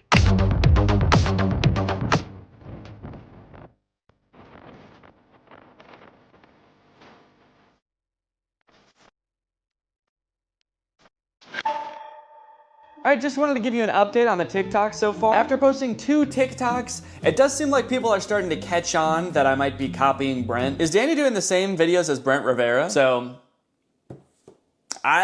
you caught me. Yes, I am. So 2 videos in and people are already figuring out that I'm just copying Brent. So that just goes to show that if you want to copy other creators online, it's not gonna take very long for people to start noticing that you're doing that. I guess people were like, well, the first one could have just been a coincidence, but once you do it twice, then it's a pattern. And 3rd time is a charm. Once I do this 1 more time, people will be charmed by my videos. Another interesting note is the TikToks are doing really well. The first one almost has 2 million views, the second one 2.3 million, and I think they both have more likes even than Brent's TikTok. This one has 300,000, the second one has 500,000, and Brent's TikTok, oh, wait. Oh, did Brent? Oh, okay, Brent deleted his TikTok. I guess it wasn't getting enough likes. That's crazy. He just deleted it because it wasn't doing well enough. That's actually pretty surprising, though, that it didn't do well because mine did great. Mine has 500,000 likes. I don't know, Brent. I would post it again, honestly. This one's crushing. So now that I've posted 2 TikToks and Brent has posted 2 TikToks, but he's deleted one of them, it's kind of like I'm more Brent than even he is. And would you say that's a good thing? You know, I never thought it could be so cool to be just like Brent. In a way, my new content strategy was even better than his. It seems like so much work to scour the web to find content to steal, but all I have to do is just steal everything Brent makes. It feels like I've got some kind of cheat code, like those websites that let you see senator stock trades. The work has already been done. All that's left to do is profit. As a content creator, I put so much pressure on myself to be coming up with video ideas all the time, so it's nice to just kick back, relax, and let Brent do all the work for a change. Maybe I could keep this up for even more than a week. Maybe I could do a month, even a year.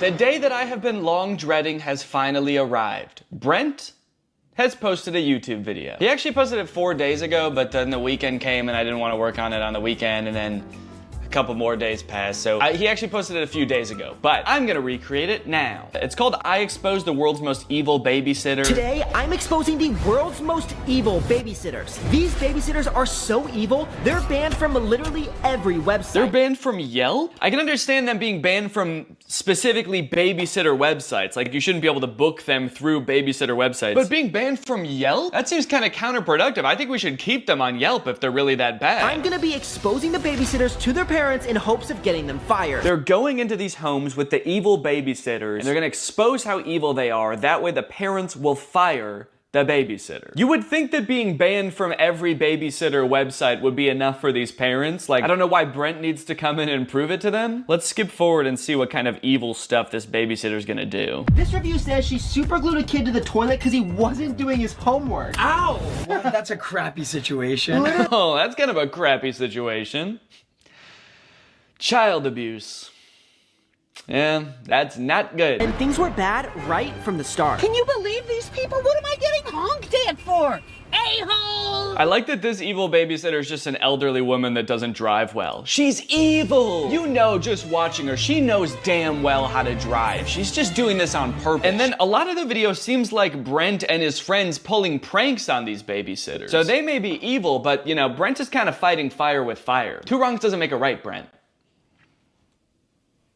You all leave. Okay. Now, what is going on? You go stand in the corner. Why is my daughter in the corner? Okay, so they throw a fake party to get the babysitter mad at the kid so that the babysitter yells at the kid, and then they have the parents come back in after the party has left to be like, look, she's crazy. They had a party, a mariachi party. She's yelling at this girl for throwing a party. There's no party here. So it seems like in this one, they've basically framed the babysitter. So I'm gonna have to recreate this video, at least the title and thumbnail. But luckily when Brent copies a video on YouTube, he usually doesn't copy the actual video. He just copies the title and thumbnail. So I can kind of do the same thing. I can use the same title, same thumbnail, but then make the video itself kind of about whatever I want. So I thought about doing a commentary on the world's most evil real babysitters, but then I started to read up on it, and it was way too depressing for a comedy video. I don't know if you guys have ever heard of this crazy website called The News, but there's some crazy stuff on it. Anyway, I found this YouTube channel called Generation Hope that basically makes low-budget Darman style videos, and they had one about an evil babysitter, so I got to work filming a video about that. Then I took a picture of myself for the thumbnail and uploaded it to my second channel.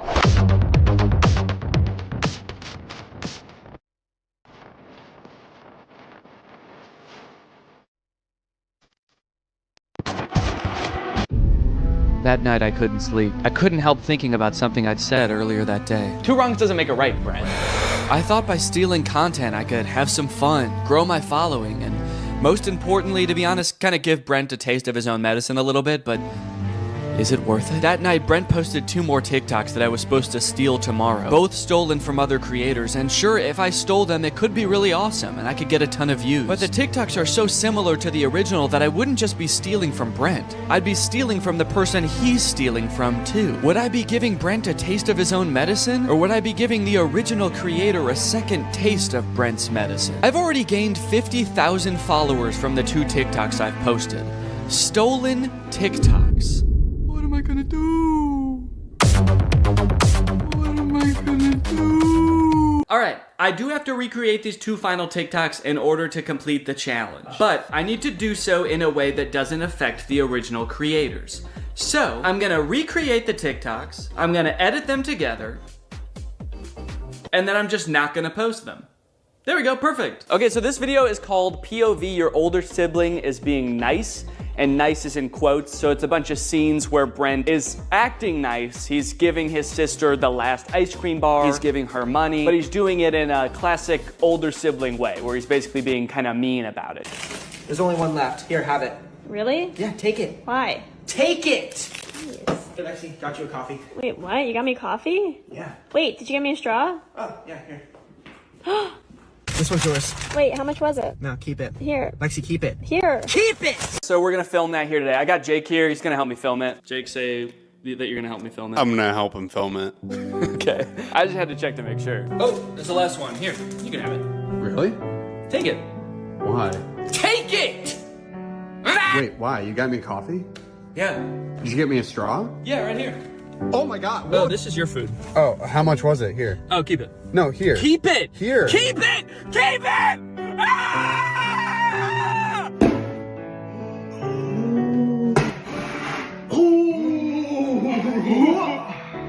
You missed.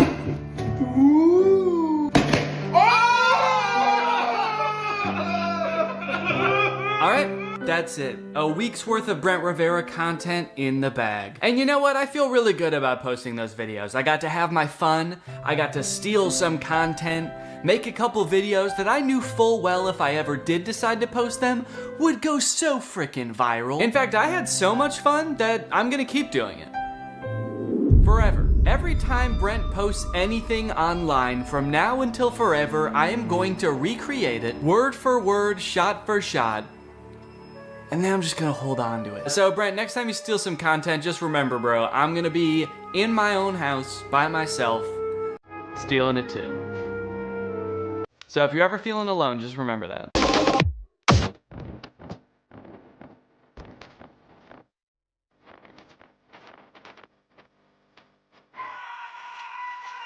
Brent, if you're watching this and you somehow made it this far into the video, I could understand seeing all these people criticize you and having the mentality that these people are just haters, these people are just jealous. But look, man, I don't hate you. I understand you're just making videos on the internet. It probably doesn't seem like the biggest deal in the world to copy other people. Do I think you're an irredeemable person or even like the most evil person on YouTube? No, of course not. Do I think that you frequently make shady decisions to further your career? Yeah. We're both successful creators and we've both been doing this for long enough that we should be driving forces of creativity on this platform, or at the very least not using other smaller creators as rungs on a ladder to advance your own career. Maybe you don't particularly care about getting respect from other creators and literally the only thing that you're prioritizing is your bottom line. Or maybe you feel like you're making a difference in the lives of the kids who watch your videos, and so in your mind that justifies being able to do whatever to get to that position. From watching your videos, I do get the sense that you have a good time making them. I feel like if I was you, my favorite part of the job would be like getting on camera with your friends and goofing around. You probably like the parts of your job where you're coming up with funny ideas of what to do in your sketches. And I honestly would have no problem with your content if you just focused on doing that. I can tell you from experience, and I know a lot of other YouTubers feel the same way, that the more you try to exploit the algorithm or trick the system into gaining followers, like this game of copying other popular ideas, the more soul-sucking and draining this job becomes. So if you're in it because you like goofing around or you like making an impact on kids' lives, focus on that. That's awesome. I saw that TikTok someone made about you recently that you responded to, saying that your job is like their nightmare job, making content that's relatable to middle schoolers or high schoolers. And you responded with a bunch of TikToks basically saying that, you know, you make an impact on a lot of kids' lives. It did seem like a little bit like you were using the sick kids in those videos to like kind of really drive that point home. It felt a little bit weird to me. But I do disagree with the original TikTok in that I don't think that making content for young people has to be inherently this, you know, shady pursuit. As long as it's actually for kids, which I also think that you've kind of missed the mark on sometimes, and you're not blatantly plagiarizing other people, I don't think there's any problem with that. And I would have so much respect for you if you just like owned that. Having the mentality that it's okay to steal content from other people because you're making such an impact on other people's lives feels to me more like you're patting yourself on the back rather than really trying to make an effort to be like a good creative force in these kids' lives. So look, dude, I think that there's room for you for an awesome path forward. Are you gonna be the guy who stole content from other people and tricked the algorithm and used other creators as pawns all the way to the top? Or are you gonna be the guy that pursued what he loves? Anyways, guys, that's pretty much it. Thank you for watching. After making this video and watching all of that stolen content, I feel like I wanna go like a whole week without watching any content. So thanks for watching. Bye-bye. What's up, Greg, and welcome back to another episode of Please Stop Trying to Give Birth at Disneyland. Please. Did you guys know about this? I just found out this is a thing. Women are trying to give birth at Disneyland in order to get a free lifetime pass. Don't do that. As I'm sure you guys are aware, because Disney is such a huge company with so many adoring fans and you know, people love going to Disneyland, there are a ton of like urban legends and lore surrounding the Disney parks. You guys may have heard of some of the more outlandish ones, like there's one that like Walt Disney's head is like frozen and buried somewhere at Disneyland or something, or like it's like Buzz Lightyear's head on the Toy Story ride or something like that. But today I wanted to sort of dive into some of the urban legends surrounding the Disney parks. Mostly the strange things that Disney adults do at the Disney parks. Although some of these things are so weird that I hesitate to call these people Disney adults, some of these things are a little extreme. Kind of feel like I should call them something else. These people are like Disney extremists or something, I don't know. The first one, like I said, women flock to Disneyland to give birth and get a lifetime free ticket, which is such a bad idea on its face. Like, please give birth in a hospital, give birth where there are like medical professionals around and not like a chipmunk. And the worst part of it is obviously this perk is an urban myth and does not exist. This is not a real thing. Laboring women have shown up at Disneyland in the hope that their bub will be born there and get a lifetime free ticket. But guess what? That perk is an urban myth and does not exist. Important to note, this article is Australian. That's why they're calling the baby bub. They're talking about a baby there. They're not talking about like a bottle of champagne or something. I'm going to Disneyland and giving birth to that bubbly dude, which is also what I call having a fart. I just gave birth to a bubbly. As a veteran of the pregnancy game, I know for sure that the journey to motherhood, okay, that's a weird way to say I've given birth before, or just that I am a mom. As a veteran to the pregnancy game. So you have kids, right? Me? Yep, yeah, that's right. I've done 3 tours of pregnancy. I've seen shit you cannot imagine. The pain, the screaming. Yeah, I've heard childbirth can be pretty tough. The innocent lives lost. Oh.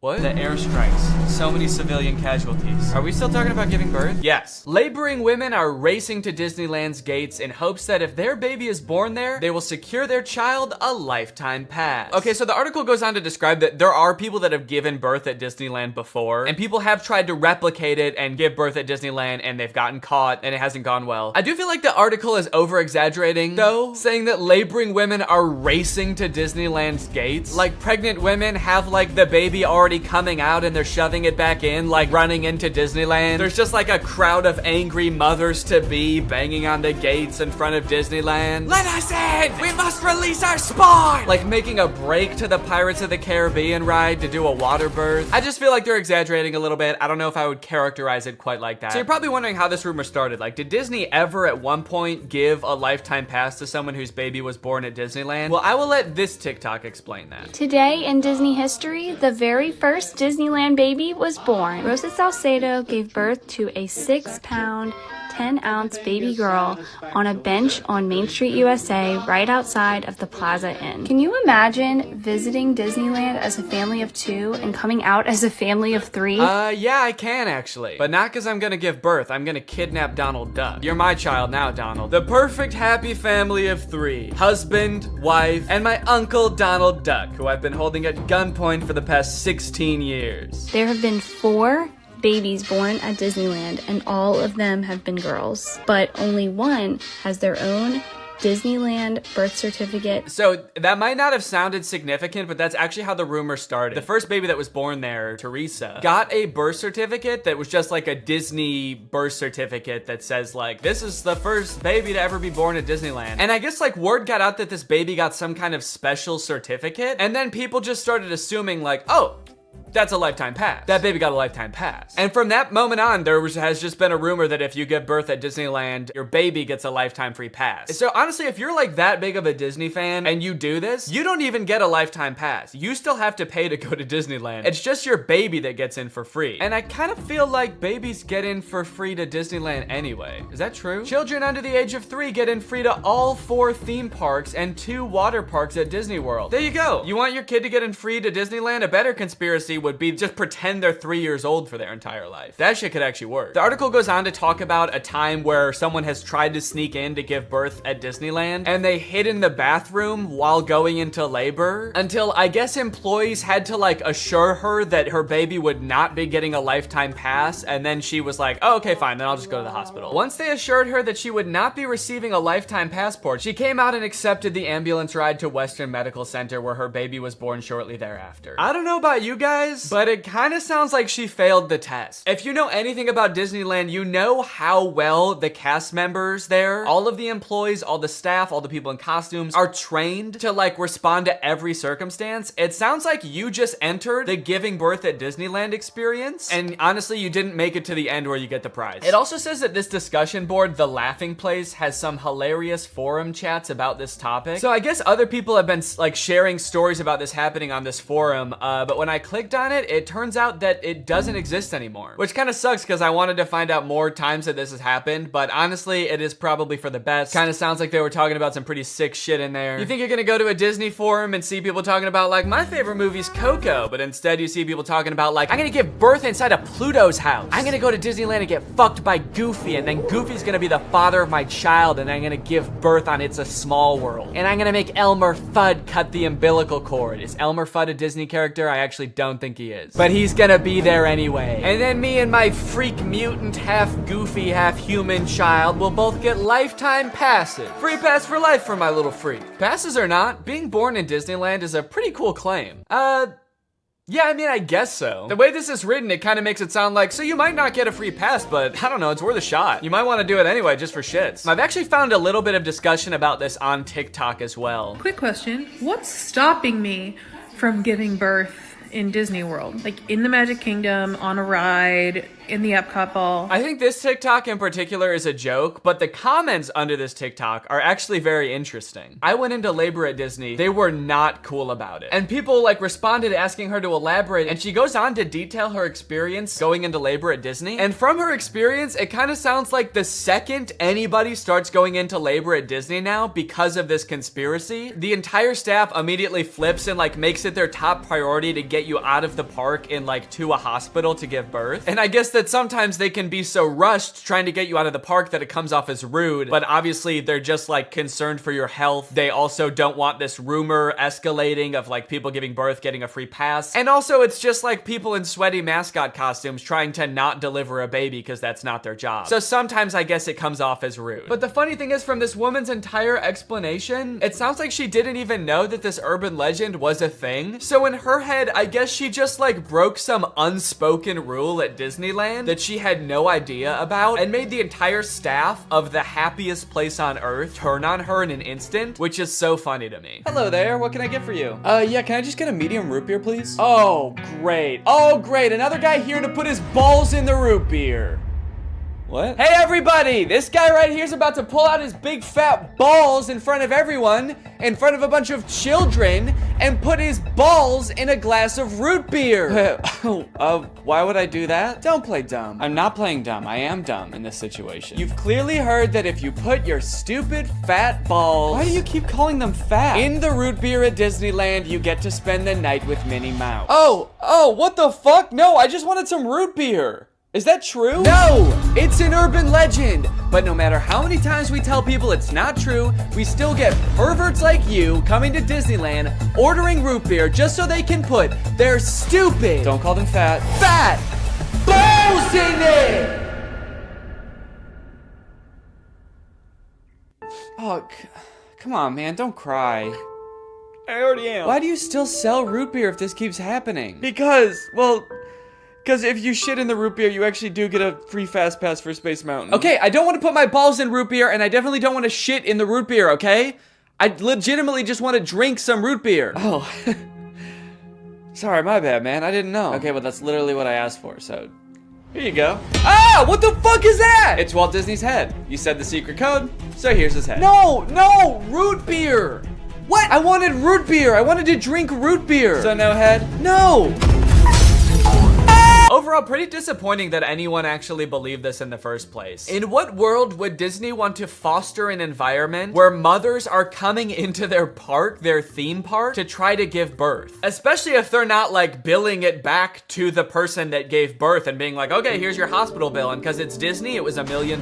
Now, by now, it should be no surprise to you that there are some people in this world that want to spend every waking moment of their lives at Disneyland, especially their most precious moments in life, which is why you can also get married at Disneyland. Let's take a look at some of the craziest places you can get married at Disney World. Starting at $12,000, you can get married at the Haunted Mansion in Disney World. But just like expecting mothers trying to sneak into the bathroom to pop out a quick person, couples are of course also trying to cheat the system and avoid paying to have their wedding at Disney. So they'll just like sneak in with like themselves, maybe a couple family members and an officiant, and just like have the wedding in like a somewhat secluded area of the park. Here we have an article that details a San Diego couple sharing their secret Disneyland wedding story. Not many people can say they secretly got married in Disneyland's Sleeping Beauty Castle. 2 years ago, Gabriel and Andrea had been saving up for their dream wedding at Disneyland. However, when they began looking for wedding options at the park, the couple said that the cheapest option was $12,000. Instead, they decided to spend their life savings on a house. Great move, honestly. No complaints so far. That's a very wise choice. So Gabriel and Andrea decided to have a secret wedding at Disneyland. The couple gathered Gabriel's oldest daughter, an ordained minister, a witness, and packed their bags, heading for Disneyland for what they called a guerrilla-style wedding. Now, I don't know much about weddings. I've only had one, but I do know that you don't generally want to have them guerrilla-style. Like when we were planning our wedding, that word almost never came up, I don't think. Just imagining them describing their wedding afterwards, like, yeah, it was so romantic. We hid in the bushes for 8 hours in the hot Florida sun wearing camo paint, waiting for the crowds to die down. You know, just sort of waiting out the crowds and the gunshots, the airstrikes. Airstrikes? Then we popped out and I said I do.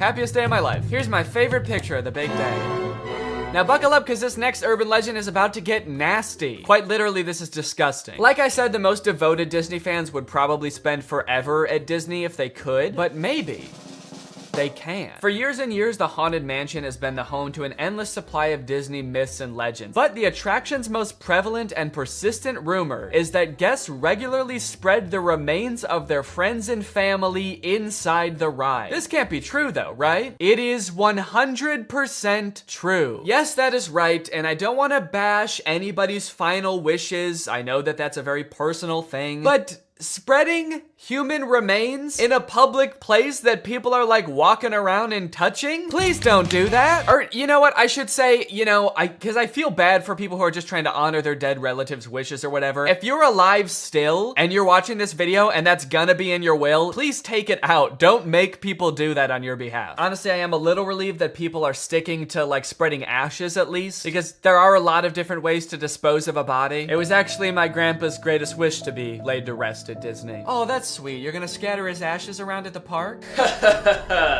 Not exactly. The Haunted Mansion probably has so much human ashes in it, it's not even funny, said one Disneyland custodian. Blech! That is the nastiest thing. Oh my God. Don't do that.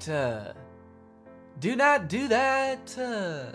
Please. People scatter their loved ones' ashes in the Disney parks monthly. Can you imagine just like being on a ride and the person next to you is dumping out ashes? Disney employees are literally aware of this too. They have to follow special protocols every time this happens. The custodians are used to identifying and vacuuming up these ashes. I don't know why I was surprised to hear they vacuum them up. Of course they do. It's a literal human corpse, basically. Of course they get rid of it. The people who are like requesting this happen to their bodies must know this, right? They must know that some custodian that does not willingly work in like a morgue or something is going to have to take care of that. This sounds awful for everyone. If you're the custodian, you have to vacuum it up, but if you're the person that just lost someone you care about, you have to know that they're just gonna vacuum it up. They might even make you watch. They have you come identify all the places that you scattered the remains, and then they just like make eye contact with you while they're vacuuming it up. This is going in the garbage now. We're gonna throw this in the garbage now. Say bye-bye. So when you're laying them to rest in the happiest place on earth, you're actually condemning them to forever in the suckiest place in the world.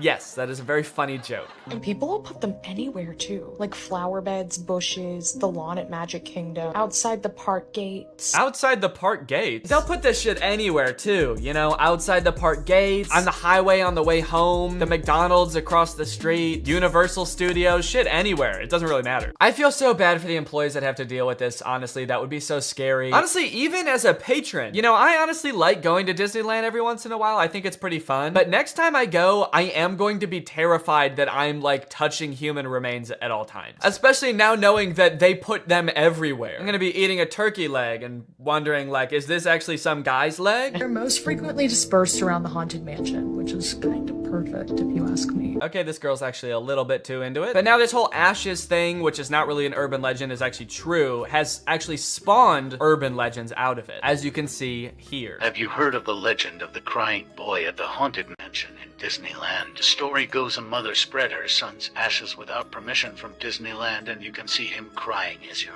exiting the ride. Spooky. I wonder why he's crying. Maybe because his ashes are in a vacuum. Maybe because he was a little boy and his mom spread his ashes in the scariest ride at Disneyland. The mom was like, yeah, my son used to love this ride. Every time we would get on it, he would be screaming and crying and shaking because he was so happy and excited. So I decided this is the perfect place for him to spend the rest of eternity. In a rundown castle of pure terror. It's what my darling little boy would have wanted. All in all, it seems to me that Disney, this giant corporation that owns like every media property known to man, has their grubby little fingers wrapped around people a little bit too tightly. It's like you already have every movie and TV show. Do you really need people like begging to spend their entire lives at your theme park also? But even still, with people spreading their loved ones' ashes at Disney, people trying to give birth at Disney just to get free tickets, Disney is still trying their best to immerse you in their parks as much as possible to make you never want to leave. Recently, Disney opened up the Galactic Star Cruiser Hotel, which is a Star Wars hotel and experience. I think it's like a 2 or 3 day long experience where you are like in this hotel. There's like a story that you have to follow about shit going on around you. It seems very immersive, and to a pretty big Star Wars fan, honestly, it sounds pretty cool. But it is also $5,000, and instead of windows, your room has a screen that just shows a video of outer space playing. So, you know, just keep that in mind that you might go insane while you're in this place. With no concept of night or day, you just have to adhere to the Star Wars pre-approved activities. There's like stormtroopers patrolling the halls at all times. It's kind of like they wanted to build a Star Wars hotel, but they built a prison instead. I read through some of the Google reviews for this hotel. It's only been open for a little bit, so there's not that much to go off of. And honestly, there are a lot of 5-star reviews of people who seemingly really enjoyed it. I did think that this review was really funny. This person gave it a 1 out of 5, and they said, thought the experience was fun, but not worth the price. There are too many missions to keep track of, and you are always missing something. It kind of seems like they got like too immersed in the story and like started to believe that they really needed to complete these missions. This sounds more like the review of a disgruntled employee that like works on a spaceship. There are too many fucking missions, man. There's too much shit to do. The hyperdrive is gonna fail, and I need to fix that. Not to mention the First Order's breathing down my fucking neck, trying to get me to give away the location of my comrade. This place is fucking stressful. I think my favorite thing I've seen come out of this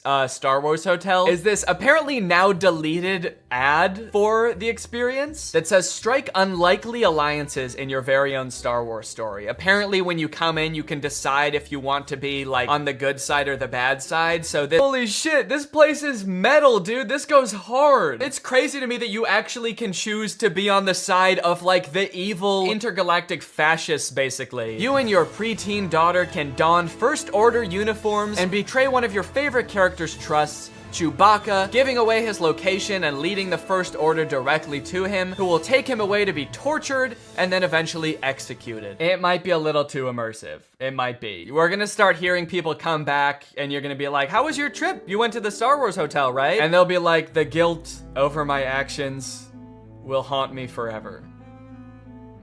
But I did what I had to do. It was honestly fucking sick. I loved it. And honestly, like, if someone offered to bring me there for free, would I go?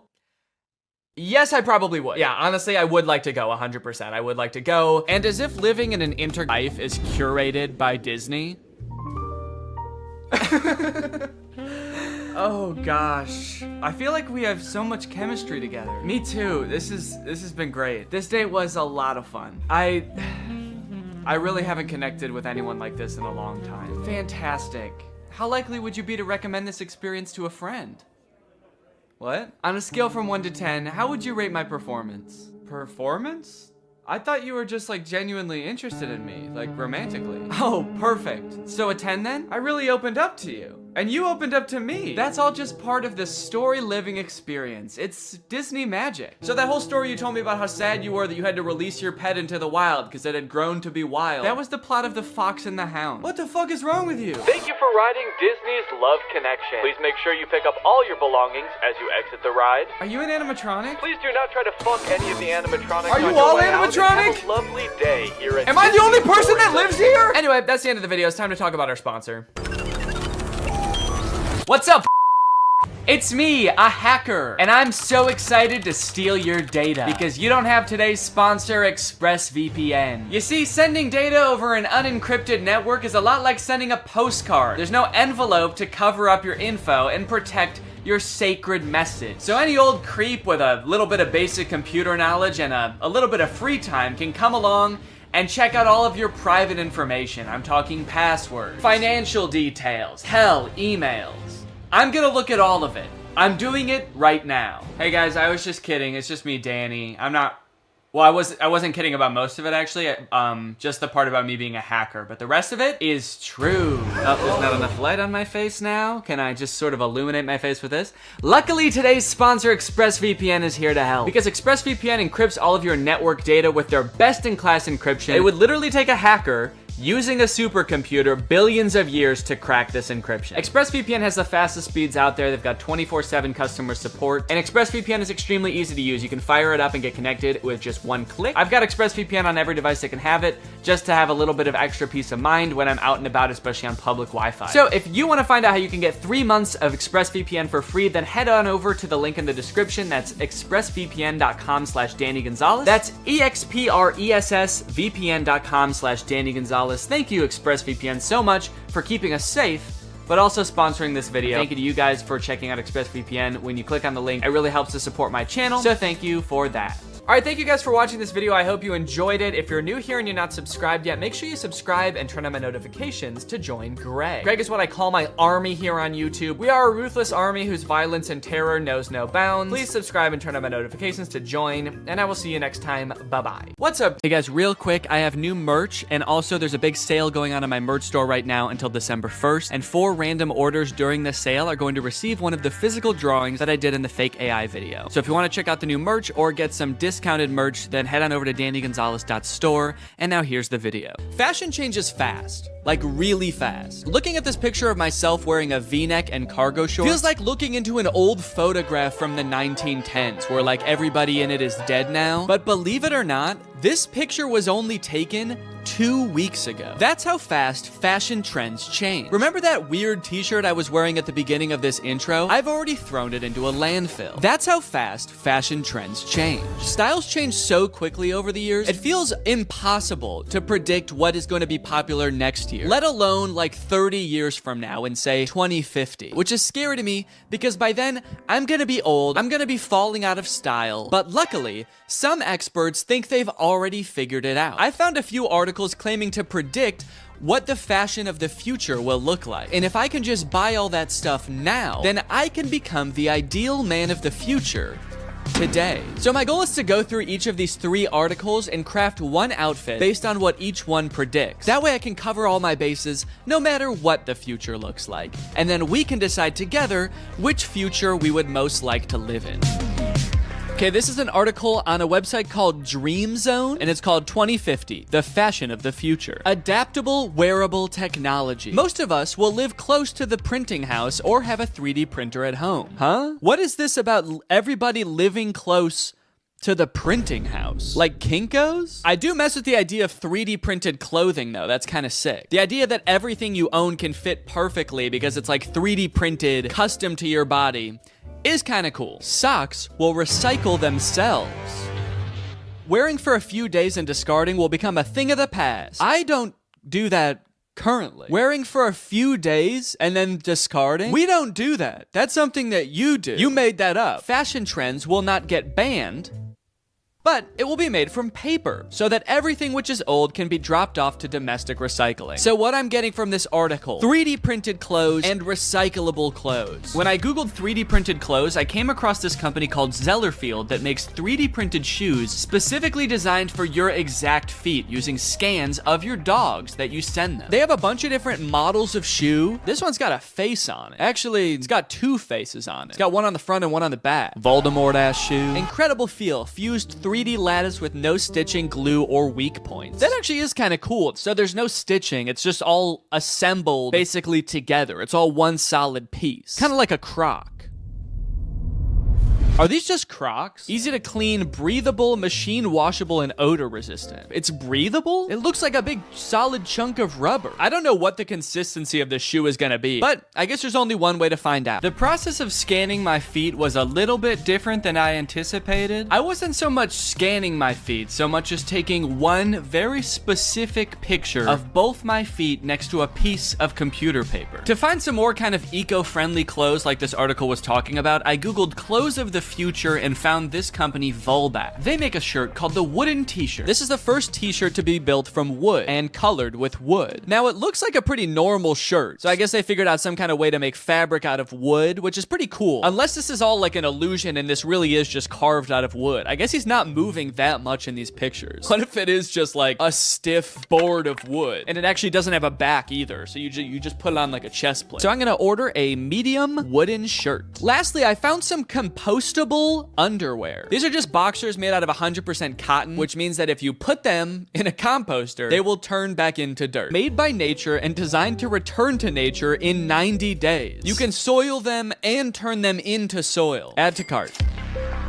This article, What Will Fashion Be Like 20 Years From Now, is from the BBC, and it introduced me to a pretty interesting concept. The project hints at a future where we will all be able to download content to our clothing viewable through AR glasses and present ourselves differently to everyone around us. So the clothes of the future could be no clothes at all. We're all just wearing like AR glasses, and that's projecting the clothes onto us. I guess this would cut down on clothes waste. A ton of clothing every year is thrown into landfills, but if all the new stylish clothes was digital, there really wouldn't be as much waste. That is, if you don't take into account the AR glasses that we're all going to be wearing, and how a new one will probably come out like every 6 months that have electronic components in them, and then those will be the things ending up in landfills. And also, we do still have to wear some clothes.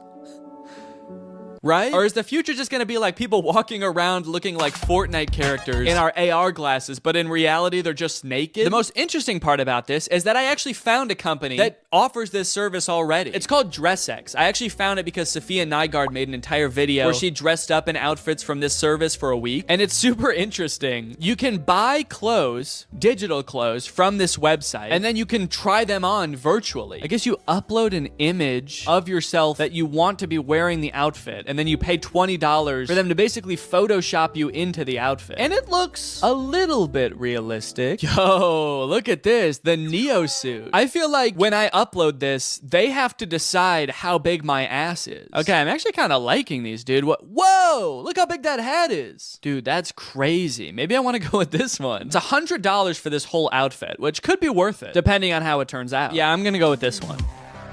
This article is called Fashion Trend Predictions. What will clothes look like in 100 years? Fashion in the future might be entirely different to anything we can predict. Okay, so they're basically starting off by being like, we have no clue. Everything in this article is probably wrong. Formulated after the sleek form of smartphones and other tech devices, the fashion industry may be heading towards the use of futuristic looking clothing. Okay, so our fashion in the future will be based on smartphones, which are something that we have today and probably like won't have in the same form 100 years in the future. Also, that sounds terrible. I don't want to dress like my phone. I'm all metal and gray. I have a giant speaker right here and a giant microphone down there. Okay, this one also says clothing designed for VR glasses. So I'm thinking VR glasses are gonna be a big thing in the future as well. So maybe I should incorporate that into this outfit too. I mean, I guess glasses with like a camera on them does kind of correspond to the whole smartphone theme. The use of artificial intelligence in the fashion industry may end up having the ability for clothing to change colors, temperature, and size. Wait, doesn't that already exist? I swear I've bought a shirt from like a gift shop on vacation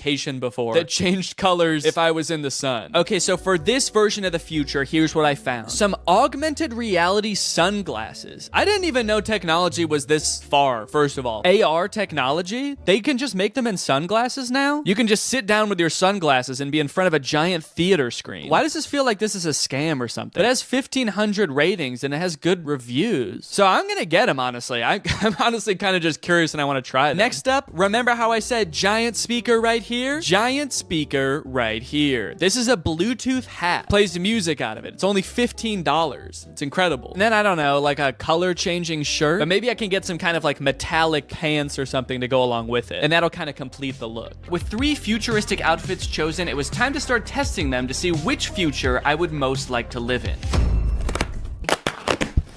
Here we go. This is the hat. Warning, to avoid danger of suffocation, please keep this bag away from babies and children. When you take the hat out of the bag, there should also be a warning. It should be like, now don't use this hat near anyone else. Don't use this in public around any other people. It's gonna weird them out. It's also gonna be super annoying. My initial impression of a lot of these products was not great.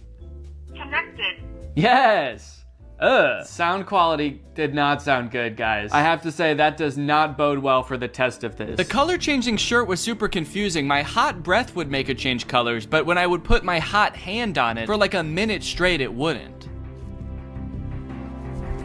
What the hell? It barely changed color at all. How hot is my breath? that did it and nothing else does. Oh, yeah, okay, so this is the robot onesie that I ordered. Onesie? Is that the right word? Like, that's the word for a baby outfit that's all one thing. Is that like that for people too? Or like adults? People. I know it's like that for babies, but what about like humans? Human beings. But what I'm most interested in trying is these AR glasses. So let's get the whole outfit on and see how they work. Ah, whoa!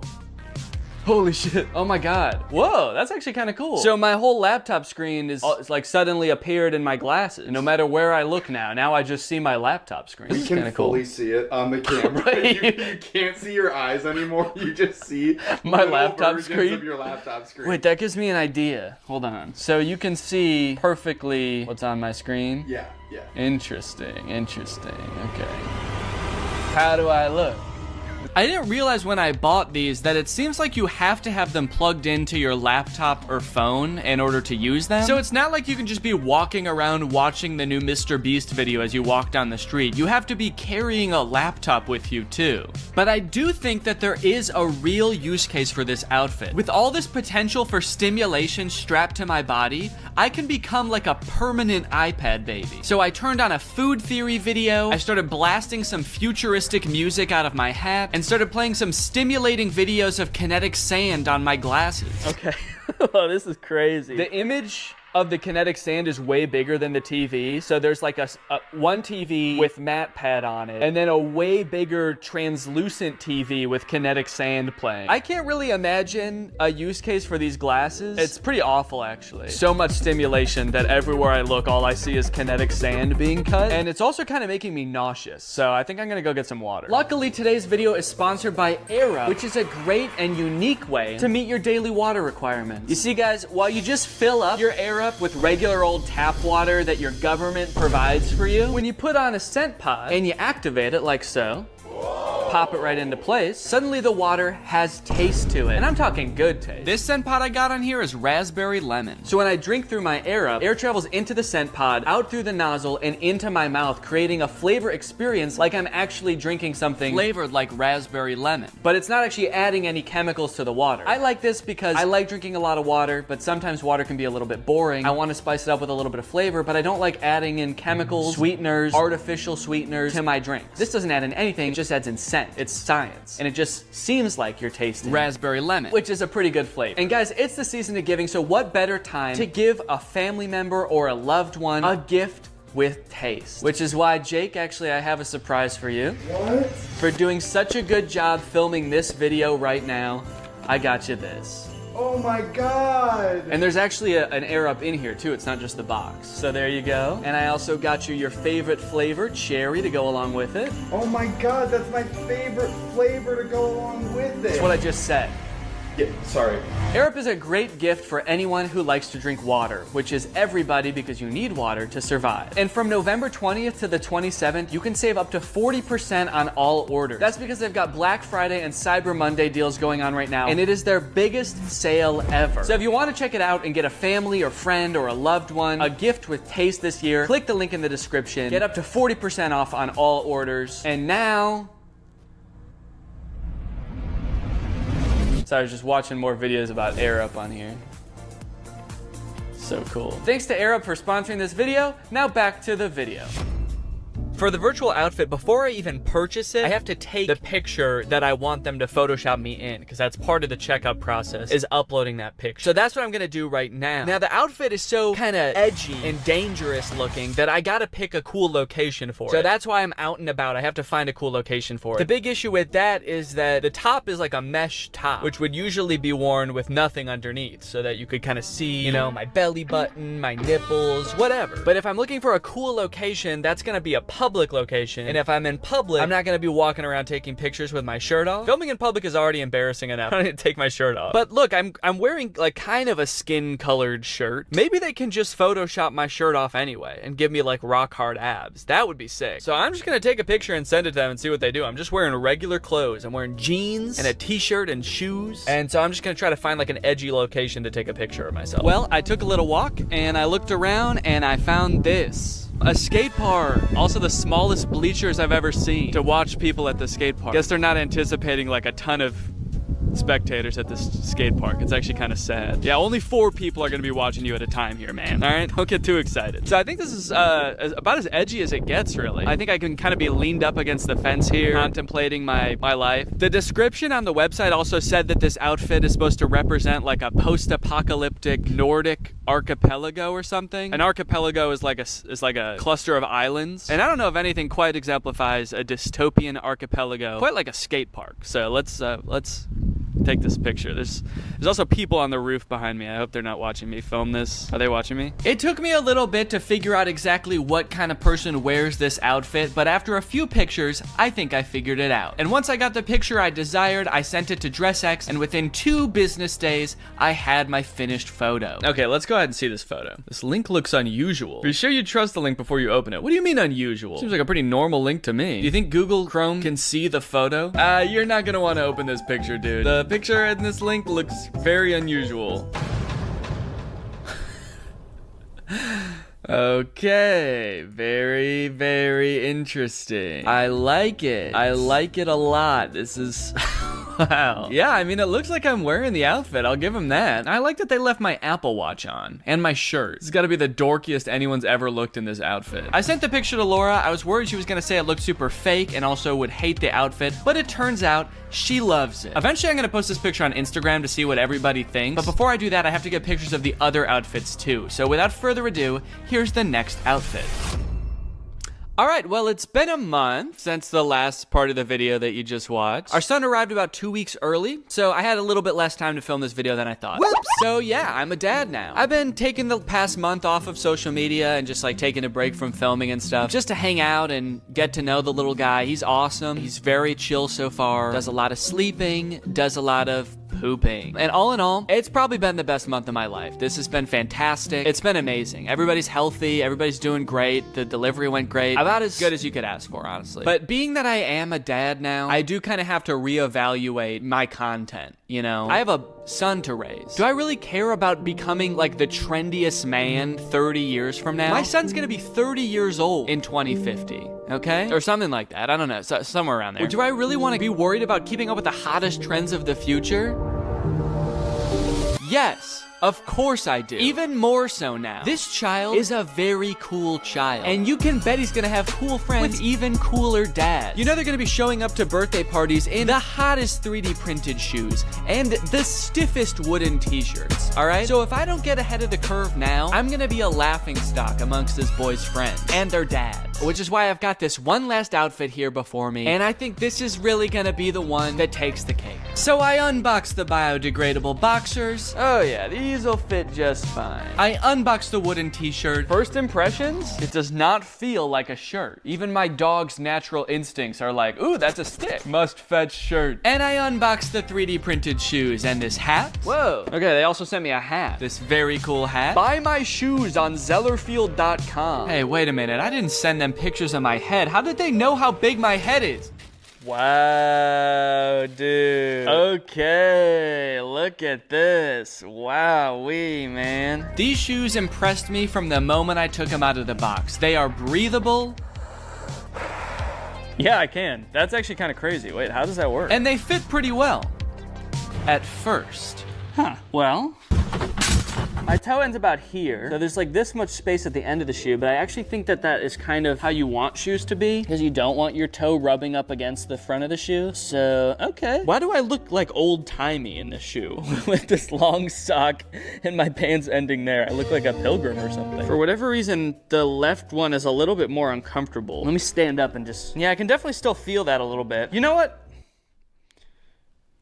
No, I think these are too big. I actually think they are too big in the toes. I feel like I've got a lot of extra space there. But I wouldn't know the full extent of it until I put the full outfit on to test. The very first thing I noticed is that when I put this shirt on, it was like weirdly cold. Like usually when you put clothes on, it warms you up right away, but the shirt has like a weird cooling effect to it. And it's like, it just feels cold on my body. Does it feel cold to the touch to you?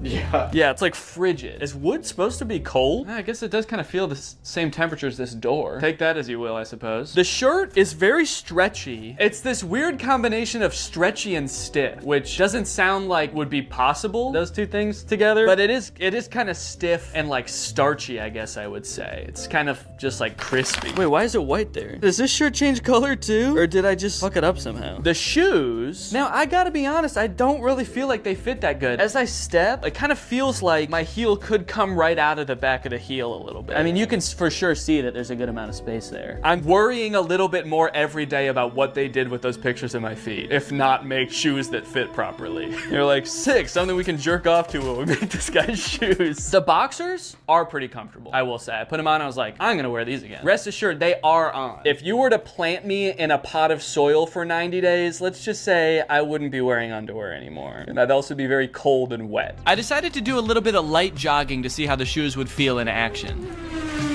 Oh no, these have really bad grip. Let me try on sidewalk real quick.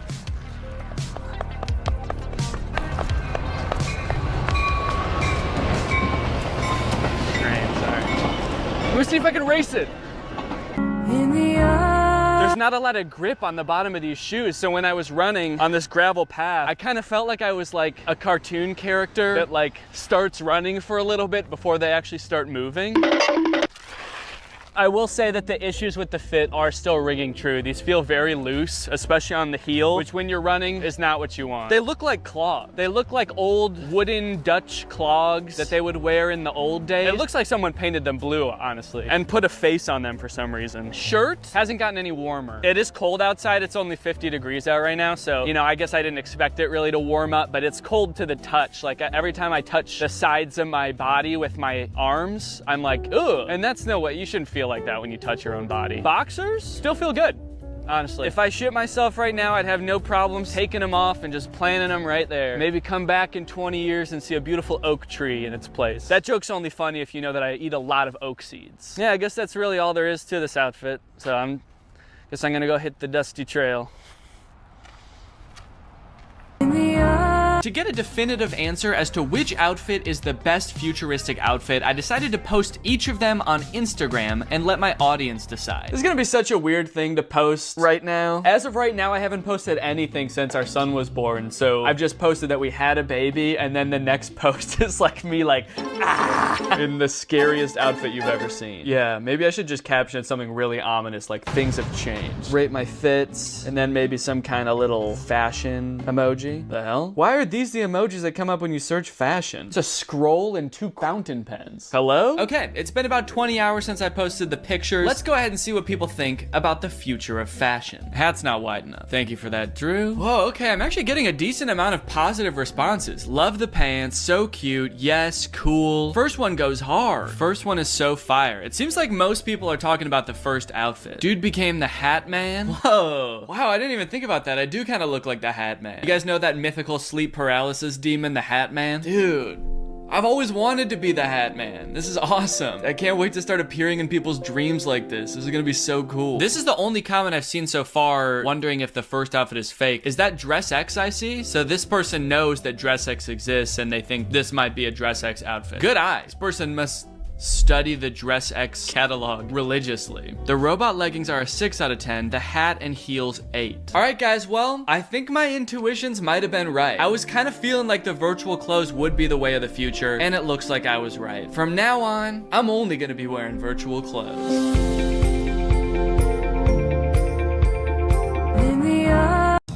This house is a disaster. Toys everywhere. Dirty dishes in the sink.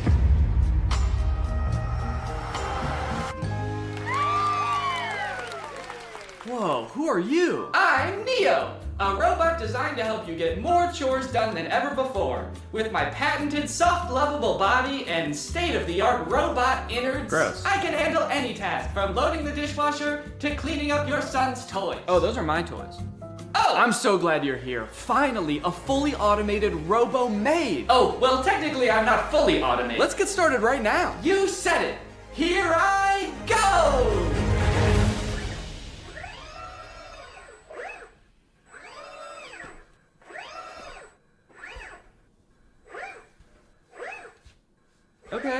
you good then? I'm fine! Okay, I'm just gonna get to work on a video then. Splendid! I'll just be up here working in a tremendous amount of pain! What's up, Greg? Today I want to talk about a topic that has been fascinating me for years. The progress of humanoid robots for the home. On the surface, this seems like maybe one of the best use cases for AI. A future where none of us have to do chores anymore. There's just some little metal freak who lives in your house and gets off on doing them. A few years ago, we could barely get robots to stand up straight, and even when they did, they looked creepy as hell. Do you guys remember Sophia? She was that scary-ass robot that was going on like talk shows 7 years ago to show off her state-of-the-art realism. This video of her on Jimmy Fallon got 25 million views. I think she thought they were gonna kiss, dude. Look at her hands reaching up to his face. She's like, kiss me, Jimmy. Kiss me like you did backstage. Jimmy's like, guys, I think your robot's acting weird. She's saying crazy stuff. Fuck me, Jimmy. Every popular video that Sophia was in was from like 6 or 7 years ago, so I'm not really sure what she's up to now. This is the last video that was posted to her YouTube channel. It was 5 months ago. Sophia, you know me, right? I'm your father. You know what I can't wait for? Is this the first time you've talked with a robot? I hope this isn't too weird. We're going to have to break you to rebuild you. And I need your help. Okay, so she's not doing well at all, I guess. That was terrifying, man. I was like, hey, we haven't heard from her for like 6 years. And the last video that she posted, this guy is like, I'm your daddy. Remember me? I'm gonna have to kill you. But things have moved pretty quickly in the robot realm the past couple years. This company 1X just recently announced that it has developed the world's first humanoid robot that you can buy to go in your home. His name is Neo, and they've been working on him for some time. This first announcement video is from like a year ago. The robot picks up a bag and hands it to someone and poses with a person for a picture. So this is just an announcement that they had like started working on this robot, so they only have like 3 seconds worth of footage. Just the robot handing her a bag and then posing for a picture. Kind of seems like maybe the robot only functions for 3 seconds at a time before it like, I don't know, gains sentience and tries to destroy. The clothing may be an effort to cover up what 1X says is a, quote, muscle-like anatomy. Oh, gross, dude. Don't show us a picture of its dick when you say the phrase muscle-like anatomy. Does this thing have a penis? Also, they said that this thing has a 7.5 mile-an-hour max speed. That's like an 8-minute mile. Why would this thing need to run that fast if it's just doing chores in your house? You forget your bag at home and you look out your rearview mirror and this robot is just sprinting down the road chasing you. Your bag, you forgot your bag. Okay, here's some little demos of Neo doing stuff like putting away the dishes, handing this woman eggs that were already within arm's reach of her. Now, you might be looking at this cord and thinking, oh, that's kind of lame. Does this thing need to be plugged in the whole time? But don't worry, this is just a leash to make sure he can't attack this woman. Now, it's interesting that this robot is like in a tracksuit. He's kind of swagged out with a sweater. Not exactly the Jetsons-esque metal robot we were all picturing in our childhood. It is nice and cozy, but like, what happens when this thing gets wet? What if he spills egg on himself? If you have this thing doing chores in a household with children for more than like a week, it's gonna smell like shit. And I guess you could just take off its sweater to wash it, but then you're gonna see this thing's dick, and I really don't wanna see that. Okay, but those were just the early beta videos. This is the official announcement that you can pre-order Neo. Now, this came out 3 days ago as of recording this. And look at this, now Neo has a much improved look. Instead of that black face visor, they gave him the creepy black eyes the parents have in Coraline.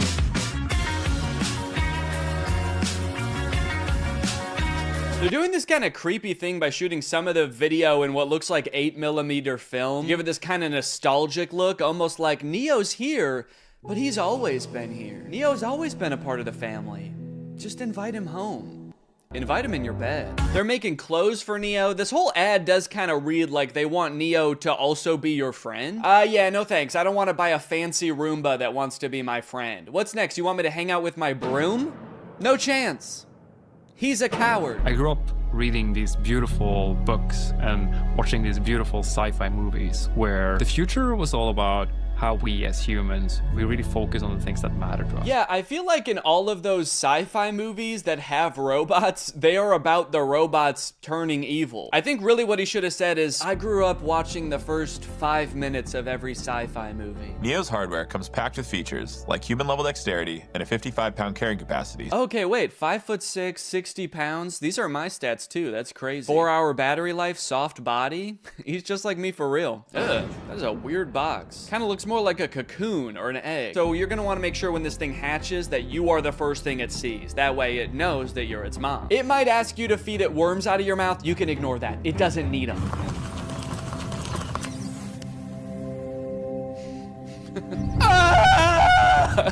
That's just its startup sound. Don't worry, it's not in any pain. Hey, I'm Neo. I'm here to help around the house. What's your name? Harry. Nice to meet you, Harry. Why is he so close to his face? I mean, Harry. I don't like how close Harry is to the robot's face. I'm Harry. And you're gonna be hugging me for the next 9 hours. Dude, I do not like how this guy is sizing this robot up. 5'6", soft body. You'll do just fine. He's just like, don't play games with me. Neo doesn't like games. If there are any chores that your Neo hasn't learned how to do autonomously, you can use expert mode to have an expert from 1X supervise the session and provide corrective intervention to help Neo complete any task. Oh, okay, great. So sometimes my autonomous robot won't be autonomous and there's just going to be a stranger controlling a robot in my house? Neo is fully capable of doing regular chores, but sometimes when you're not home, an expert may take over to go through your underwear drawer or spend hours staring at the same photo of you and your children. Oh, actually, that reminds me, I should probably check what my Neo's doing.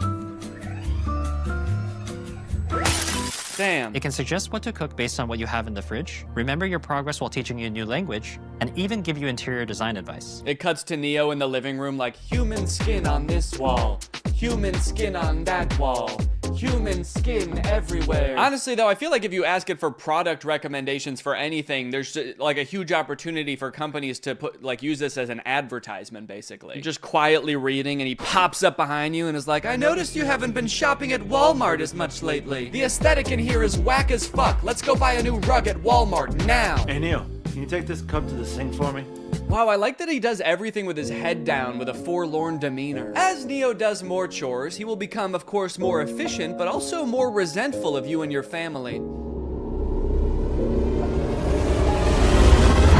What's up? I'm Dale, and I work at 1X as a remote operator for the Neo robots. Mostly, I step in when Neo's asked to do something he hasn't been trained to do yet. So that would include things like wrapping presents or hanging pictures? Oh, Neo! It's scrubbing time! Yeah, just like a wide variety of stuff. Right now, I mostly just work for one guy. He's constantly asking Neo to do things that the developers never would have possibly imagined. Neo, cheer for me. Like you want me to clap? Root for me, Neo, now! Okay, alright, yeah, here goes. I'm gonna go to bed. Now that Neo's doing all his chores, it must be awesome to see how he spends his newfound free time, right? No, not really. I just bought another Neo. Kill him. I think he might be evil. You mean before he got Neo, his life was stressing him out? No, I just mean to his core, he's an evil man. It's as if winter's icy chill has, I don't know, turned his heart to stone. Okay, so he's like a villain from a movie? He's always making evil plans. You know what? That's a great idea. 1 second. Neo, do you know how to make nuclear bombs? Now, one interesting question I've seen posed a lot when people are talking about humanoid robots for the home, does a robot even need to look like a human to be able to do tasks around your house? Like Roombas, for example, are vacuums. Like they just made the vacuum into a robot. They didn't need to make a human to hold a vacuum. And I think if we kind of expand our idea of what a robot can look like, you can actually make a more useful one. I saw this video a couple days ago of a robot that's meant to care for elderly and disabled people. The title of the video does say that this robot can solve the elderly care problem, which does have a bit of a sinister undertone to it, but I think it was designed with good intentions.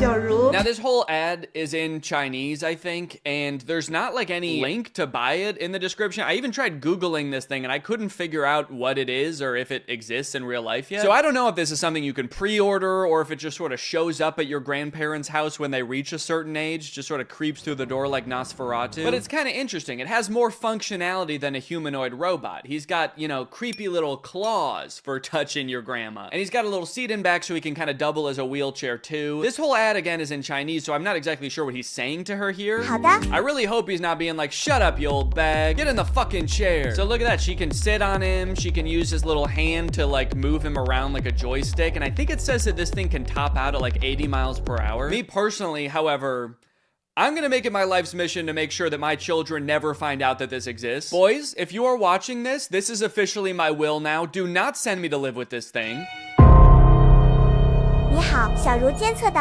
Oh no, robot! What did you do? You translated here and the robot's being like, I didn't do shit! It wasn't me! Now he's either calling the police or like his other robot friend to make an alibi. And then this part I think is just in heaven. So I don't know, it's a pretty cool idea. I'm all for robots that can help take care of people, give people mobility they didn't have before. It is a little disconcerting that in this video, there's not a single other human taking care of this woman. Like maybe this thing could be part of her care team, but kind of makes it seem like her entire social circle has been replaced by this guy. So not only are humanoid robots taking over things that people generally don't want to do, like folding your laundry and hanging out with Jimmy Fallon, they are also going head to head with each other and humans in sports. Recently, humanoid robots were allowed to compete in the Beijing Half Marathon. It went about as well as you could expect.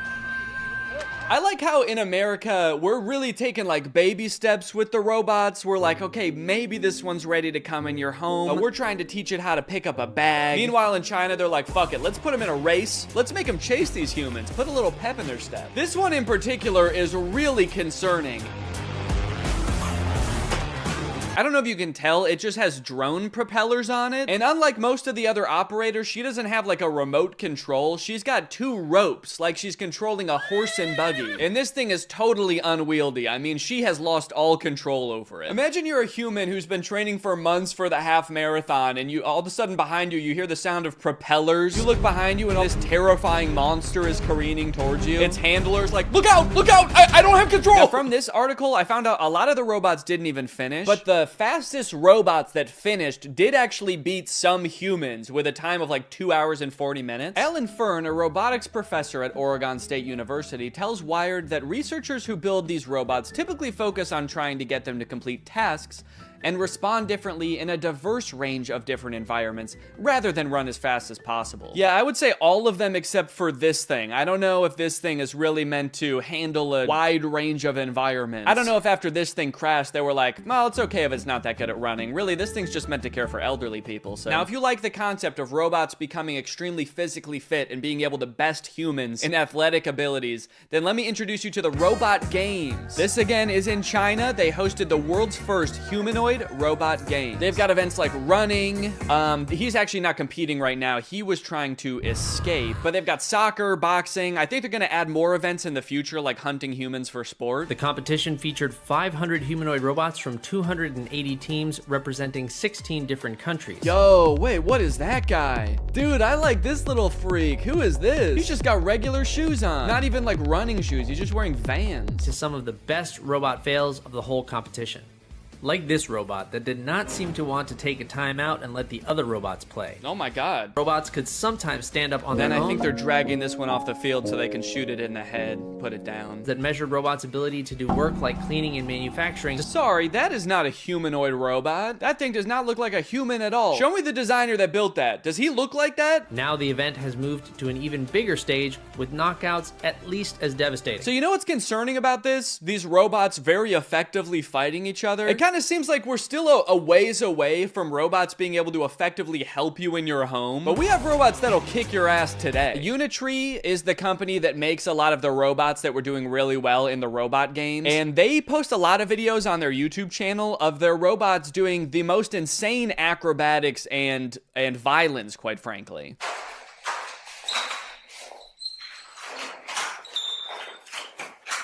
Yeah, sorry, we haven't quite figured out how to get the robot to fold clothes. We've been focusing on much simpler and practical tasks, like triple axle backflips and disarming a man trying to defend himself. All right, now I do want to get back to the Neo robot because there is a huge glaring problem with it that I feel like is going to turn a lot of people off from it, and it's going to make it like insanely impractical. But I did find this article that's called "Famed Roboticist Says Humanoid Robot Bubble is Doomed to Burst." Now, I'm not a roboticist, let alone a famed roboticist like this man. But in this video, he's kind of echoing what I was saying earlier. Basically, he predicts in 15 years, successful humanoid robots will actually have wheels, multiple arms, and specialized sensors and abandon the human form. So the good news is, I sound really smart because he's echoing what I was saying earlier. The bad news is, the robots he's describing are way scarier than the humanoid robots we already have. He's like, don't worry guys, the robots we have in the future won't look anything like these ones. They're gonna have 8 legs, pincers, and feed on human bone marrow. Okay, so back to Neo. This is a video that the Wall Street Journal posted of one of the reporters reviewing the Neo's current state of development. And I think it was posted on the same day that 1X announced that Neo is available for pre-order. Yeah, so we touched on this a little bit before, because in their own ad, they even say like an expert might have to take over. But it turns out,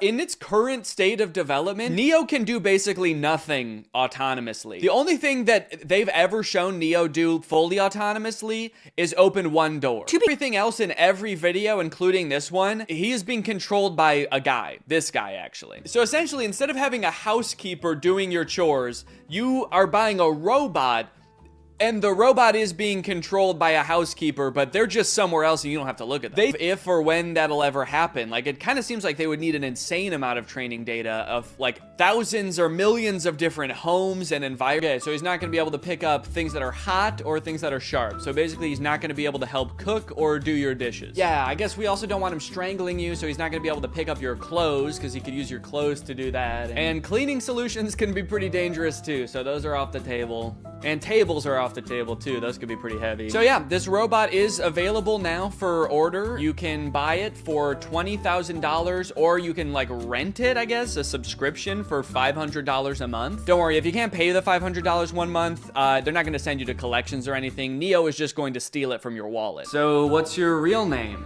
I'm Neo, the robot of the future! No, I mean your real name.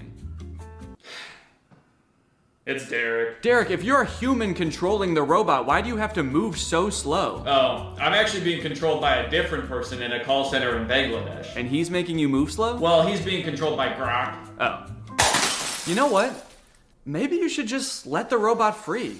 I mean, it might sound crazy, but maybe he has enough training data now. I want to see what Neo can really do. You know what? You're right. Fuck it. Derek is logging off. It's time for the real Neo.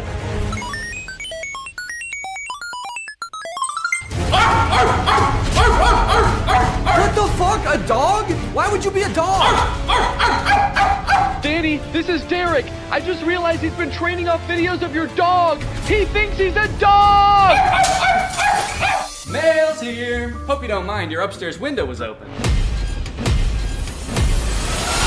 Oh no!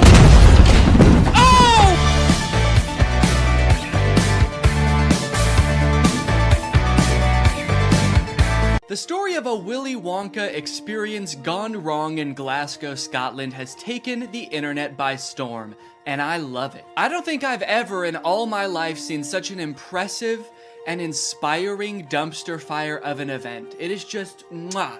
It is just perfect. This event, which was supposed to give kids the chance to experience Willy Wonka's chocolate factory, was so bad, it prompted parents to call the police to get justice for the horrors they had witnessed. Police were called to an immersive Willy Wonka experience after families showed up to an empty warehouse. The event reportedly charged $40 per entry, that's per person by the way, advertised with AI art and said it would be a journey filled with wondrous creations and enchanting surprises at every turn. And oh, what enchanting surprises they found. Kids were all dressed up and crying, waiting for what they thought was going to be a magical experience. Yeah, that's the surprise. No magic here. Just sadness. The surprise was them crying. If they called the police, that's how you know it was bad. Because they didn't even do that in the actual Charlie and the Chocolate Factory, and kids were dying in that movie. And honestly, it does look like it was terrifying. Take a look at some of the images of the abandoned warehouse that parents had to spend $40 to gain access to. Okay, here we have some sort of chocolate fountain with murky brown water floating in it. We have one bouncy castle that can fit like 3 kids. Giant empty space filled with table and chairs. You're probably thinking there must be something pretty good to eat here with all these table and chairs. Probably some pretty tasty chocolate, right? No, there was no chocolate at this event. These photos look like a crime scene, dude. These look like Willy Wonka had to flee the country after the FDA found fentanyl in his chocolate. So he has to post up in an abandoned factory to keep the business going while the feds are after him. You got this lovely scene.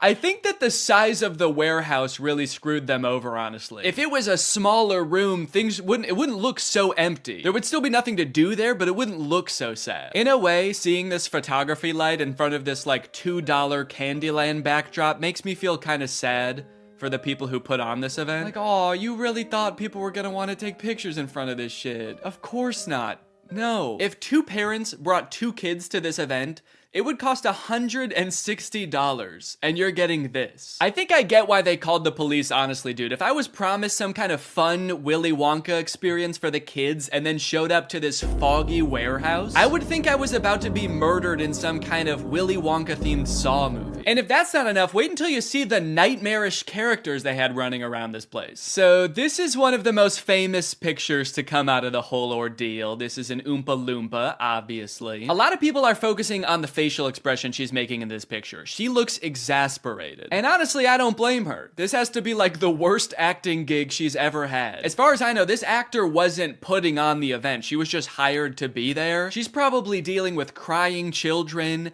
pissed off parents. Also, I'm pretty sure canonically the Oompa Loompas are enslaved by Willy Wonka, so the facial expression makes sense in that context too. What I'm actually more concerned with is everything else going on in this photo. Why is there so much smoke? I'm not super familiar with the process of making chocolate, but I'm 100% sure there should not be that much smoke happening. No wonder she's making that face, dude. She's high as hell. And I love all the mismatched chemistry gear she's got strewn about the table. Beakers, vials, this mysterious elixir locked up in a little glass box. A quill? Oompa Loompas take notes like wizards from the 1300s? I didn't know that. All right, now the other 2 characters that were at this thing, I gotta introduce you to at the same time because they're both in the same video clip. So let me introduce you to Willy Wonka and the Unknown. What is that? It's the unknown.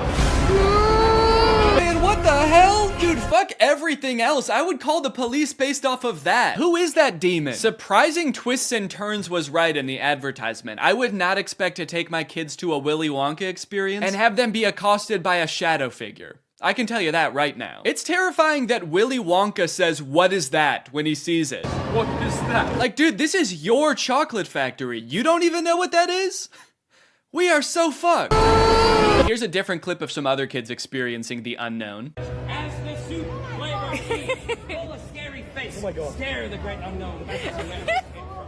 Wonderful. I love fantastic. Yeah, that's the correct reaction to seeing the unknown. What is that? Wonka says it, this kid says it, I'm saying it. Also, I love that baby's reaction. That was like a primal instinct to make that sound. Humans have evolved for millions of years to make that sound when they see the unknown. According to some reports that I've read from the event, the unknown is supposed to be an evil chocolate maker who hides in the walls and scares little children. Is he a part of the actual Wonka story? No. Was it advertised that there would be a child-scaring monster at this event? No. But speaking of the advertising for the event, one of the most insane parts of this whole story is that this company that made this event, House of Illuminati, apparently used exclusively AI-generated images to advertise this event. Surprisingly, the website is still up, so you can go and check it out for yourself. Welcome to Willy's Chocolate Experience. Dive into the whimsical of Willy's Chocolate Experience! Exclamation point, comma. So you've got images like this, which at first look like some kind of fun Candyland, but then the closer you look, it doesn't really make any sense. Like, what the fuck is this thing?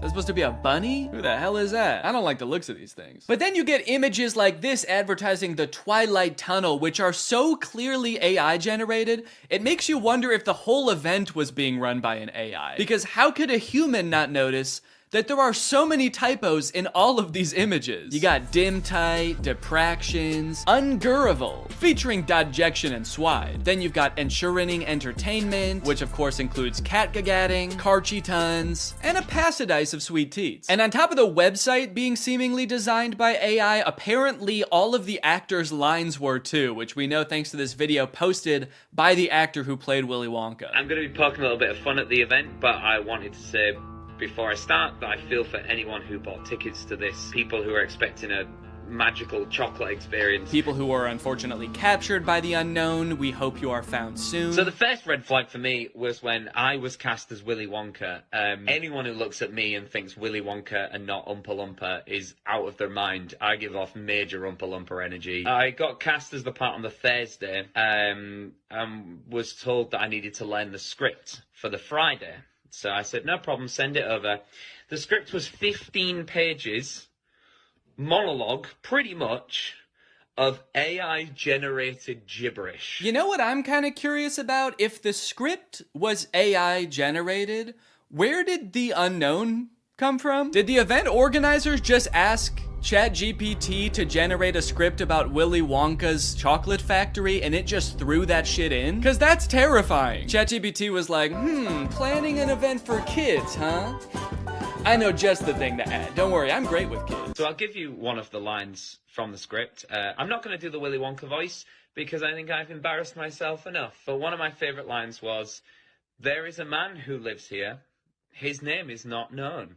So we call him the Unknown. The Unknown is an evil chocolate maker who lives in the walls. What? We were told on the experience to hand out a jelly bean, one jelly bean per child, and a quarter of a cup of Tesco's own brand lemonade. One jelly bean? All that smoke the Oompa Loompa had to endure and she was just back there cranking out one jelly bean? Maybe the unknown was introduced as some way to canonically explain why there was no chocolate at the event. Sorry kids, there's no chocolate here today. An evil chocolate maker showed up and he shot the Oompa Loompas. They're dead now. So one of the Oompa Loompas from the event also posted a TikTok kind of poking fun at the whole experience, but the one actor we haven't heard from yet is the one that we all obviously want to talk to. The unknown. Unknown, we need to know your story. What was your inspiration for your performance? How did you get into character? The unknown must have had the worst time of any of the actors because, like, you got hired to do a performance of Willy Wonka and you got cast as a character that's not in Willy Wonka? Just like an evil spirit that lives in mirrors? And then your job for an entire day is to scare and confuse unsuspecting children who have no clue what they're in for. Every time a kid came around that corner, you just know the unknown was like, God damn it, I gotta traumatize another kid. The Oompa Loompa from the famous photo ended up doing an interview with Vulture where she describes the moment that children saw her for the first time, and it is very sad. Tell me about the moment as the kids started coming in. Did you see the innocence leave their eyes? They were quite upset. I think they were confused, but it was more the parents. I just looked at them, and I think they must have known when they looked at me. An older couple said to me, I really, really hope you get paid well for this. This sounds like she's describing people witnessing the wreckage of a tsunami or something. It's crazy. Each individual person that laid eyes on her had to take a second to mourn. When you say walk through, how long are we talking here to walk through this event? I'm telling you, this would have taken about 2 minutes. I've never experienced anything like this in my life. Dude, honestly, that's kind of smart because like 2 minutes isn't even long enough to process like the first stages of grief. You're getting these people in and out before they can even realize they got scammed. you know? They don't even know what the fuck just happened. After the police were called, people started getting refunded, the story blew up. The director of the company who put on this event did eventually apologize. I'm really shocked that the event had fallen short of the expectations of people on paper. Yeah, dude, on paper the event was awesome. No chocolate, abandoned warehouse, smoky oompa, just like the movie. There was every intention to hold the event from the pictures. Despite not being the best light, hopefully you'll be able to see that there was every intention to hold the event. No, we know you were planning on holding the event. That's kind of the problem. I think a lot of people wish you didn't. Unfortunately, there were unforeseen circumstances and the event didn't come to light. He's like, we were not expecting that evil chocolate maker to show up. The unknown ruined the event. These issues were technological in nature. We had ordered a holographic paper that didn't arrive on time. The holographic technology in itself is absolutely fabulous technology, and unfortunately, there was a delay in postage. Holographic paper? No, I don't think that was the problem with the event, actually. The lack of holographic paper. Look, I don't know what holographic paper is, but based on his reliance on ChatGPT and Midjourney, I do not trust his opinion of absolutely fabulous technology. So I'm just gonna go ahead and assume the holographic paper would not have helped. Well, gang, this is surely an event that will go down in the history books. I hope you enjoyed this video. If you're new here and you're not subscribed yet, make sure you subscribe and turn on my notifications to join Greg. I'll see you guys next time. Bye-bye. Special delivery. What's up, Greg? You guys know how when you buy something online and then return it, it gets sent back to the warehouse, repackaged, and then sold to somebody else? Maybe you picture some kind of alternate evil version of you that likes really tight-fitting t-shirts? Yeah, that's not true. It turns out stores like Amazon realized a long time ago that it's actually a lot of work to look at each item that gets returned and try to figure out if it's broken or dirty or if Shadow Danny would even like it. So they thought of kind of an ingenious method to get rid of it all. They throw it in a landfill. That's where an estimated 6 billion pounds of returned items end up every year, but luckily, some of them escape this fate. Sitting in giant boxes in these third-party facilities across the country, these mysterious forgotten items cling to some sense of hope that they might find a new home. And I am very curious as to what's in these boxes. On Amazon, you can buy like anything, from a dancing monkey plush toy to a clapping monkey plush toy. And everything in between. So I want to get my cold, sweaty little hands on one of these boxes of Amazon returns, but I don't know how. So I reached out to Raleigh Williams, the host of the YouTube channel Climate Town. So Raleigh, you're working on a video about free returns right now, right? Yeah, I saw this expose on a bunch of like brand new returns in a landfill and stores like throwing out cordless drills and perfectly new laptops and stuff. And I just thought like, we shouldn't be doing that. That shouldn't be how this system works. And so we've been reading up on it, and the reverse supply chain is not making me super optimistic. How do free returns go from like me returning an item to these random warehouses across the country where they end up in these mystery boxes? Yeah, so what's the last thing that you bought online? I think I bought AirPods. And you know how there was like an option on the AirPods to, if you buy this, you can get it delivered to your house right away? Like they'll put it into a cannon and fire it at your window? Yeah, that's the option I picked because I needed them now. So that doesn't really exist in reverse. You can't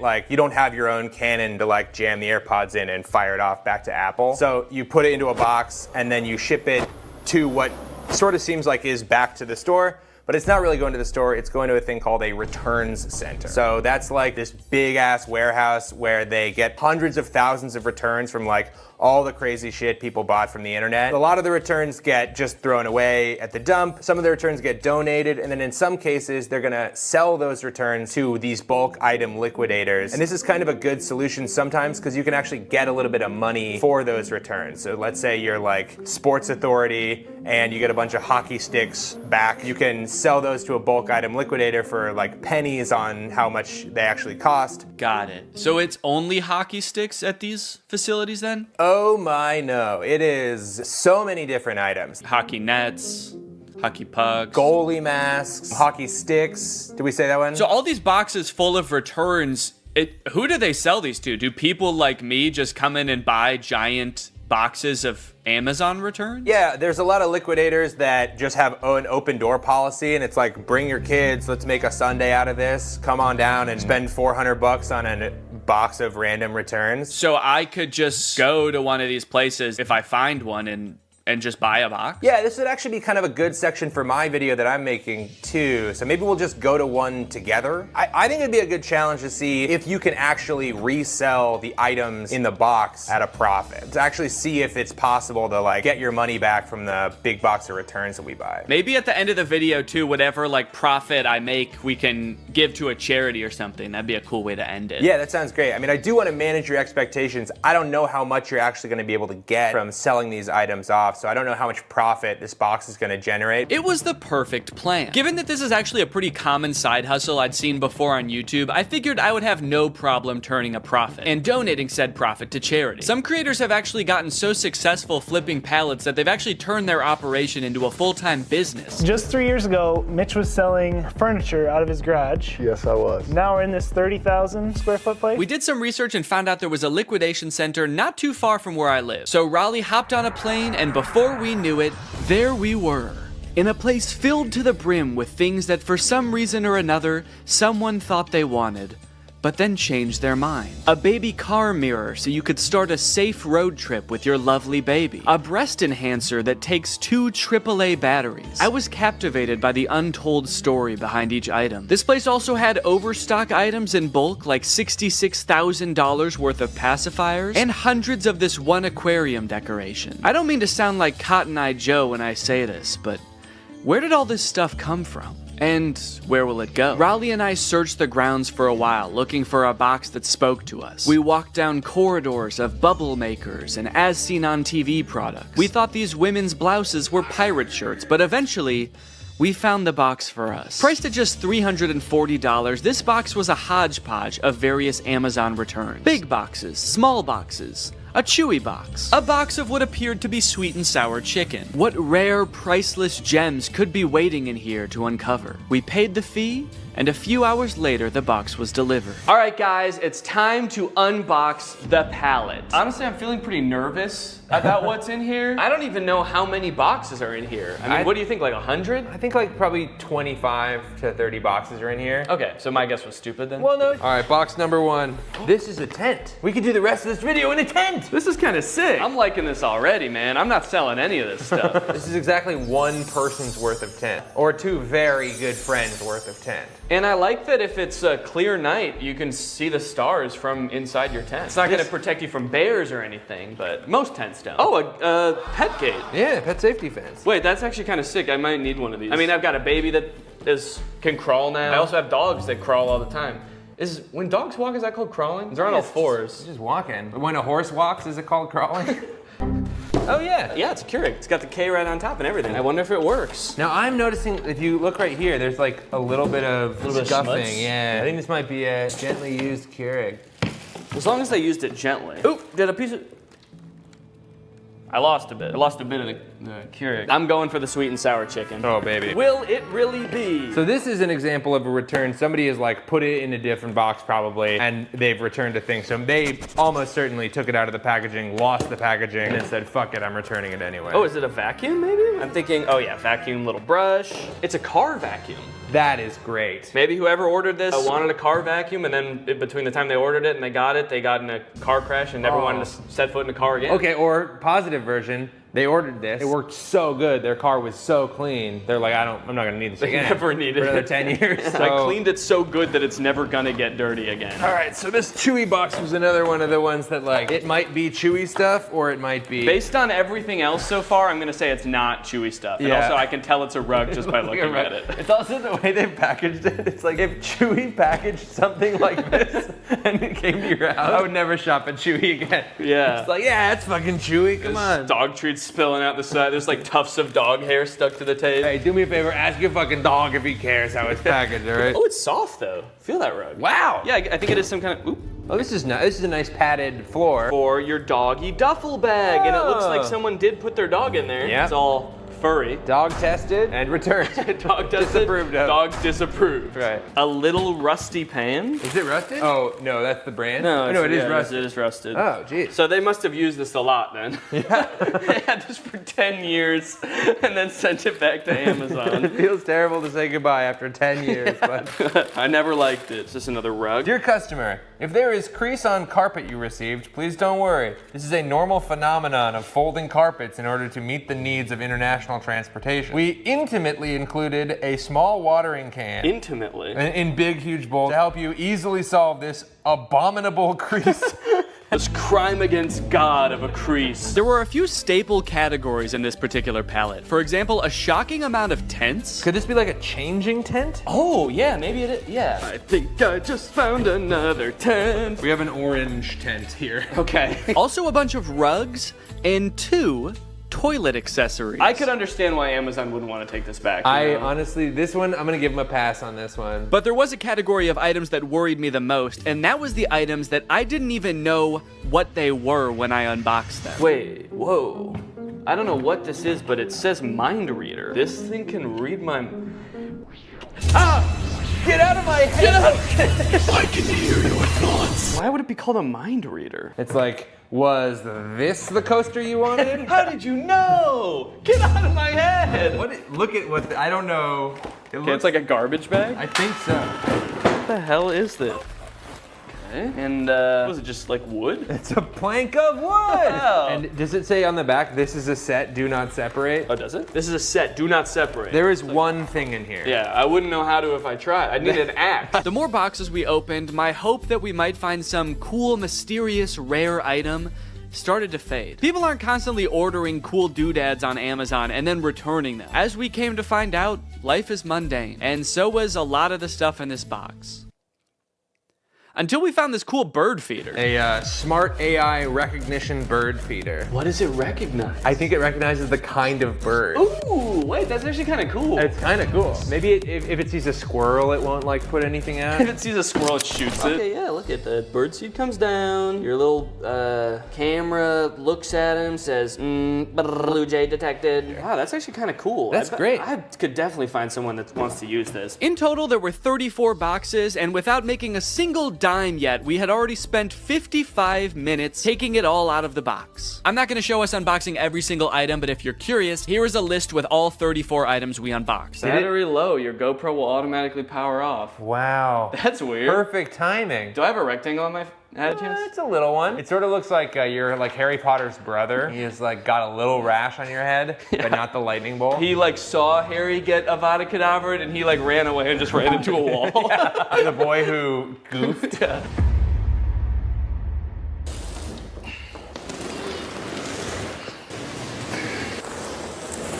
That thing is heavy as hell. I want to get this stuff listed on Facebook Marketplace as fast as possible, so I'm going to take inventory of everything in this box, look it up on Amazon, and find out how much it costed. That way I can list it on Facebook Marketplace for a fair price. And this will be really interesting to see because this box cost $340. So once I tally everything up, I can see how much I can potentially make off of all of this. I've never had to think about how to properly photograph a toilet seat before. I don't know what people who are buying this thing are looking for. Like what's the best angle for this thing? You need to know how big the hole is for scale. I can put my hand there. Once I got everything inventoried, the next thing I had to do is actually figure out how much everything is worth. It was actually really interesting to see what the most expensive items on here were, what the cheapest items on here were. The cheapest thing was the USB clip-on fan, and the most expensive thing was that cream and gray rug, which was $140. A couple of the items, I didn't even know what they were when I opened them, and searching around on Amazon, I was actually able to figure it out. So now I can actually list it on Facebook and not just be like, this is I don't know what this is. It's a piece of wood with a handle. The thing I'm referring to right there, I thought was a cabinet door. Oh, is this a cabinet door? But is actually some kind of stovetop cover. It's a piece of wood that you put on top of your stove when you're not using it. That way you have extra counter space. Seems a little bit dangerous, maybe. I don't know why they made it out of wood. That seems like maybe the exact wrong material to make it out of. Oh, the vertical tents, the standy-uppy tents, are for privacy and showering in the woods. So I guess you just climb in there and you just dump water on yourself? Or maybe if you get some kind of hose to go in there. Yeah, it's for showering. It's not for sleeping standing up, surprisingly. So in total, the box cost $340 and there are 34 items, conveniently. It's almost like they did that on purpose. But basically, I have to sell everything for an average of $10 or more to break even or make a profit. But if I wanted to make the maximum amount of money possible, then I would make around $1,700. And then if you subtract the $340 that I bought the pallet for, or Raleigh bought the pallet for, really, then the profit would be $1,350. So that is the maximum amount of money I could make from this. 1,300 smackaroons. But as I'm sure you're aware, that's not how Facebook Marketplace works. I don't think I'm gonna be selling these for anywhere near the amount that you could get them for new. I wanna try to sell this for a good price, but I will also be battling with my other want, my secret want, which is to get all of this stuff out of my garage as quickly as possible. I can barely back my car into the garage right now because this box is so big. So there's like an angel and a devil on my shoulder right now. The angel saying, come on, Danny, let's make a profit. And the devil is saying, get that fucking box out of the car. I don't want it anymore. We don't need the box. Just drive the whole thing to Goodwill. They can figure out what to do with it there. And then I also, guess I also have to make sure some of this stuff works. I mean, there are electronics in here. Chainsaw, leaf blower toy, there's a Keurig, there's a vacuum. So it could be time for a product review section of the video! Now, $1,350 is a serious chunk of change, and if I wasn't donating this to charity, I would definitely want to make sure that I keep my profits safe and maybe even put them to work for me. But how do I go about saving that much money? $1,300 isn't gonna fit in my pockets unless I buy more pants. That's why this video is sponsored by SoFi, which is... Oh, it's not pants. Okay. SoFi is a next-gen finance app, and they're gonna help you bank, borrow, and invest all in one place. And I bet you can guess where that place is. It's in the app. But don't just take my word for it. Listen to me in a suit. Having a child is awesome, but it is quite expensive, so when I'm not using my money, I like to make sure it's working for me and not just sitting there, which is why I love SoFi. With SoFi checking and savings, I can earn more money on my money. With direct deposit, I can earn 9 times the national savings rate. For those of you who are new to high-yield savings accounts, don't worry. Daddy's gonna walk you through it. It's basically an account that makes your money work harder for you by giving you something back in interest. Your typical savings account at your local bank earns you about 0.45% interest. Yeah, sorry big banks, that's not gonna cut it, because with my SoFi high yield savings account, I can earn more in 6 weeks than I would in an entire year in a big bank savings account. With SoFi checking and savings, you get paid up to 2 days early, pay no account fees, and can earn up to $300 when you sign up for direct deposit. So if you want to sign up, just click the link in the description or scan this QR code. It's made just for me to show you. Thanks to SoFi for sponsoring this video, and thank you to you guys for checking out SoFi. Let's go ahead and pop some batteries in these. Hey, and this way, whoever buys these is gonna get free batteries as well, which I don't think they came with. So I'm actually sort of performing a service here. I should charge people more than the Amazon list. And that's what makes me such a business-minded guy. Time for the moment of truth. Hedge trimmers.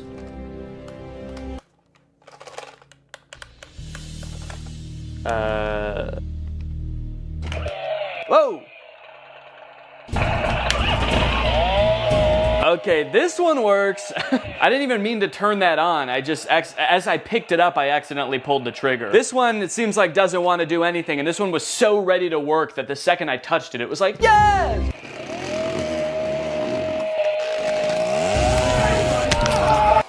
There we go. Ooh, and it blows. Okay, well, we got 2 out of the 3. And if someone buys these, I can just ask them if they want that one, even if it doesn't work. Next up, this clip-on fan. It's actually rechargeable, so there's a USB-C here. And let's see if it has any power right now. Oh.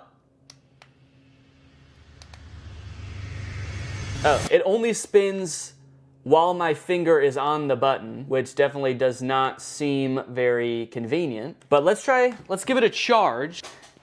And then we'll see what's what. Luckily, I've got a spare charger laying around from the AI pin, and it's USB-C. So I can't say I never got anything out of buying it, but we'll give it a minute to charge. In the meantime, let's test out its clipping functionality.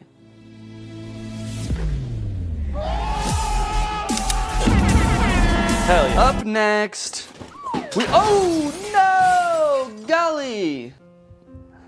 Is that really what I say when something surprising happens? Did I say ooh no golly? No golly! Having a child has turned my language all topsy-turvy. A few months ago, I definitely would have just said like, oh, fucking shit, as that thing fell over, you know, because I'm a cool guy, I swear. Okay, so this is the Keurig. Water. And now let's see if it'll just make me a hot cup of water. Guess I'll just do eight fluid ounces here. Go. Does it know there's not a cup in here? Go! Why isn't it going? A Keurig starts going right away, right? You press it and it just starts going like... In my experience, every time I've used a Keurig, you press it and it goes right away. Okay, maybe it knows there's not a cup in here and it's mad about that. All right, let me see if I have a Keurig cup laying around. Found one. Maybe I have to put a mug here. Maybe it won't start unless it detects. Does it have mug detection technology?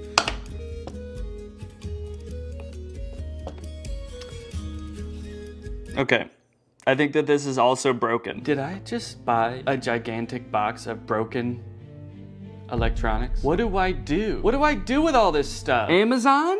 I'm demanding you contact me to take all this stuff back and fix it and sell it again. I don't know how to fix a Keurig. I don't have the resources for that. Damn, dude. Golly. What did I say before? Oh no, golly. Ah! Smart AI recognition bird feeder. You get an automatic notification when you have a visitor. So you could get a notification that says like a cardinal's here or a hummingbird's here. How terrifying would it be if at like 4 a.m. you get a notification that's like Gary's here? You're like, who the fuck is Gary? You go on your phone, there's just a video of a man shoveling bird feed into his mouth.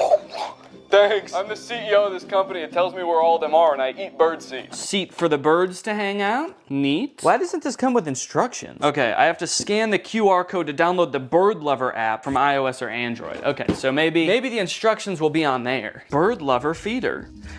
Bird Lover feeder?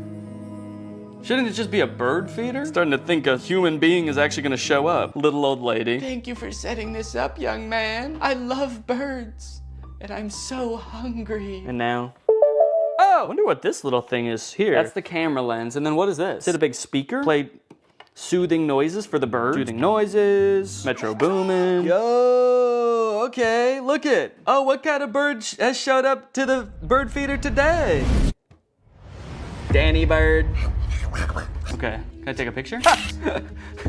Oh, I got a notification. Bird feeder camera has detected movement. I like that it's just saying that the smart bird feeder has detected movement. Obviously, it's not saying bird detected. It's like, we have detected something, but it's not a bird. You should probably just look for yourself to see. You're not gonna believe us if we tell you. It works! Man, I was worried about this one, because I actually feel like this thing's pretty cool, and I wanted it to work really bad, so why did someone return it then? That's the question. So many stories behind these boxes, you know? What happened in this person's life between when they ordered the AI bird feeder and when they returned the AI bird feeder? They suddenly started hating birds? Okay, surely by now the clip-on fan is charged, right? Let's take a look. Ooh, it is! It works! Okay. The clip-on fan works. In my effort to provide an excellent experience for my customers, I want to go beyond just the electronic items, okay? There are some non-electronic items that need my attention. Actually, there's just one. It's the rug with the abominable crease. And guys, I have really bad news. There is not an abominable crease on this carpet. There are 2 abominable creases. Right here and right here. That is just abominable, man. Actually, looking at it like this, there's kind of more than 2, because there are some horizontal ones too. They're a little less severe, so I might not call them abominable, but I might call them like, dastardly. But they did give me instructions on how to fix the crease, so I'm gonna try all of this, and then I should have a perfectly good rug to sell. Let me get some water. God, my finger is getting tired from spraying. This is such a tiny little sprayer that you have to spray so many times. Okay, I've spritzed it. Wait, why is it still completely full? It's like I didn't use any water. That's like how much I filled it up in the first place. What kind of magic watering can? Okay, well, we've got a soggy crease. I'm pretty happy with it. So I'm gonna give it a few days, just like the instructions recommend. And then hopefully this will be ready to sell. The last things I needed to test were the tents. Yeah, this is nice. This fits me. Yeah, I've got over a foot of headspace. Give you guys my POV. There's my little piggly wigglies. Plenty of room, man. Maybe they returned it because they thought they would fit in the tent, but they're 8 feet tall. All right, well, I'm gonna give this tent a 10 out of 10. A tent out of tent, actually. Whoa! Hi. So this is definitely some kind of privacy tent. I guess maybe for changing and stuff, if you're on a camp out with the boys and you're all sharing a tent and you don't want the boys to see your bare butthole when you're changing, then you get one of these set up and now you can go in here just like this, and now you can't even tell that my butthole's out. Okay, here's what it looks like inside the tent. I don't know, I've done a decent amount of camping in my day and I've never felt the need to have one of these vertical tents. I'm gonna have to give it, honestly, I'm gonna give it like a 4. It does what it's supposed to do, but I don't know why it does what it's supposed to do. So, yeah, oop. You know, being in this one when that happens would probably be scary. You're standing in there, you got your willy out, then it just blows away. All the boys are sitting around the campfire and suddenly you're just like, oh, I got the tent so this wouldn't happen. This last tent I was very confused about as I was putting it together. It's completely transparent, but has no ventilation. My suspicion was right that there is no ventilation in here. I mean, at least not without opening these windows. There are windows. Okay, so let me close this up and now we'll just sit for a second. We'll see. Well, okay, hang on. This is not even big enough to sleep in, actually, now that I'm thinking about it. No, it's not big enough at all. This must not be a camping tent. Must not be for sleeping. What other, is this, oh, maybe this tent is like to keep you warm because it is insanely hot in here. That's why I say that. So, yeah, I guess there's like no problems. Oh, there's sand in here. What the hell? Look at, there's sand all over here and dirt on the inside. Okay, someone for sure used this. Despite being a little worn, it does the job. So I gave it an 8. Out of 10. After all of that testing and reviewing, I was finally able to get everything up and listed on Facebook Marketplace, and a few days later, I got a message. It was Barbara, and she wanted my pet gate. Hello, how are you? So sorry I'm late. Oh, that's okay. Since I didn't want to give 34 strangers my address, I decided I would meet each customer at a nearby grocery store. Well, let me show you the gate. I have 2 little Yorkies. Oh, cute. Yay! Yay! And the next day, I met Irene to give her my landscaping lights. Hello, Irene. Oh, sorry, did I scare you? I 1000% did scare her. She screamed and jumped when I said her name, but that didn't matter because I had just made $23. Just about every day I was heading off to the grocery store parking lot to meet with yet another potential customer. I felt like I had the foundations of a real small business on my hands. Another day, another drive to the grocery store parking lot. Goodbye, sweet and sour chicken box. Goodbye. I was spending a decent amount of time driving to and from the grocery store and waiting at the grocery store, but that didn't really matter because I was making money, baby. I don't have the money, he paid me on Zelle. All right, we're a few days in now. How are things looking? I don't know if my listings just took a while to get into Facebook's algorithm or something, but they weren't getting any interest for the first couple days. But then suddenly, on the 2nd or 3rd day, I started getting a ton of messages. Just like that. And the messages are great because it means that I might be able to sell something, but it is also like really hard to keep track of. If you've ever sold anything on Facebook Marketplace before, you probably have dealt with this, but people will message you and then just disappear after you respond. Hi Danny, is this still available? You only have 4 pieces. They're talking about the pathway lights, there are only 4 of them. I don't know why they needed to tell me that. I know that. Don't shame me for how many pieces I have. Yes, are you interested? Yes, it's 4. And then they just completely ghosted me. They just messaged me to insult me. Hi, is this available? Yes, it is. Do you want it? I guess when you're buying things, you probably have so many options because there's probably, you know, there's a million rugs on Facebook Marketplace. So you don't have to treat one guy selling a rug very well. This person messaged me about the clear chair mat and said, are you ever in downtown Chicago? Even though I have my location listed on the listing, it is not downtown Chicago. I have it listed as pickup only. So I said, no, not really. And then I offered to meet him halfway in 2 different towns and then he just stopped responding. No, sorry, I only want your ridiculously discounted product if you drive all the way to me and hand it to me. I'm not even gonna get out of bed actually. You can just come in. And if all that wasn't bad enough, The crease is still there. All of them. Yep, this thing's been laying here days now. Probably a week, actually. And the creases haven't gone down a lick. So I'm sorry, but if anyone buys this rug, the crease is gonna become their problem. Alright? I'm not doing the crease. Every time I had a potential new sale on my hands, I had to dig into the box to find the item, which was surprisingly difficult. And I ended up having to use a shovel a few times to dig an item out from the bottom of the box. If I was gonna do this again, I would definitely invest in some other storage system like shelves, which might take up more space, but it would be so much easier to access the items. What really added insult to injury in this case is that the person who was requesting this item actually ghosted me right after I did this. But that's not even the worst part, because I actually have a much bigger concern about this box. And that concern is that the box is perhaps cursed. Firstly, after I reviewed all the electronic stuff in my office, I was moving the boxes around and a big spider crawled out of one. And it zoomed around, it took me forever to find, and luckily I was really chill about the whole thing. Secondly, anytime I've been doing anything with the box, I've been sneezing a lot. Ugh. What am I allergic to in this box?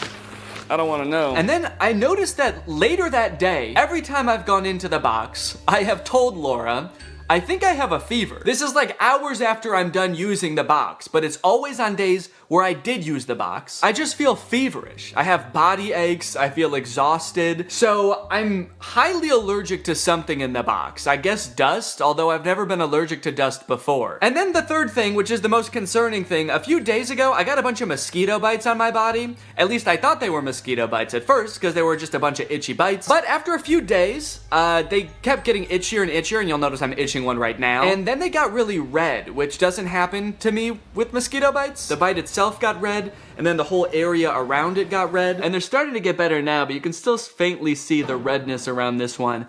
I've got like 5 or 6 of these on my body. This is very concerning to me. So I don't know, maybe this is all kind of in my head, you know? Maybe there's a spider in the box because it's in my garage, and there's spiders in my garage. Maybe these bites are just mosquito bites and my body is reacting a weird way. Or maybe, what is the more likely option, the box is cursed. But hey, baby, that's just more motivation to get rid of this stuff, huh? Sell it. Give the curse to someone else. But at the very least, I should be careful when I give people the boxes. I should probably check them all for big spiders and ancient magic before I give it to them. Yep, should be good. Sweet. All right, have a good day. Yeah, no problem. Alright, I've just finished up another sale here, and I was just sitting here in the car doing some thinking, and I think I've decided that I don't like this one bit. In terms of side hustles, man, I don't think that this one is it. Look at all of the messages that I've received between today and midday yesterday. So many people that I need to coordinate with, and the chances are, based on all of these messages, I probably won't even sell anything. The ratio of messages I receive to products that I sell is probably like 40 to 1. I've spent so much time messaging people, and I've sold 8 things. Out of the 34 things I have, it's been weeks, and I've sold 8 things. And then when I do have an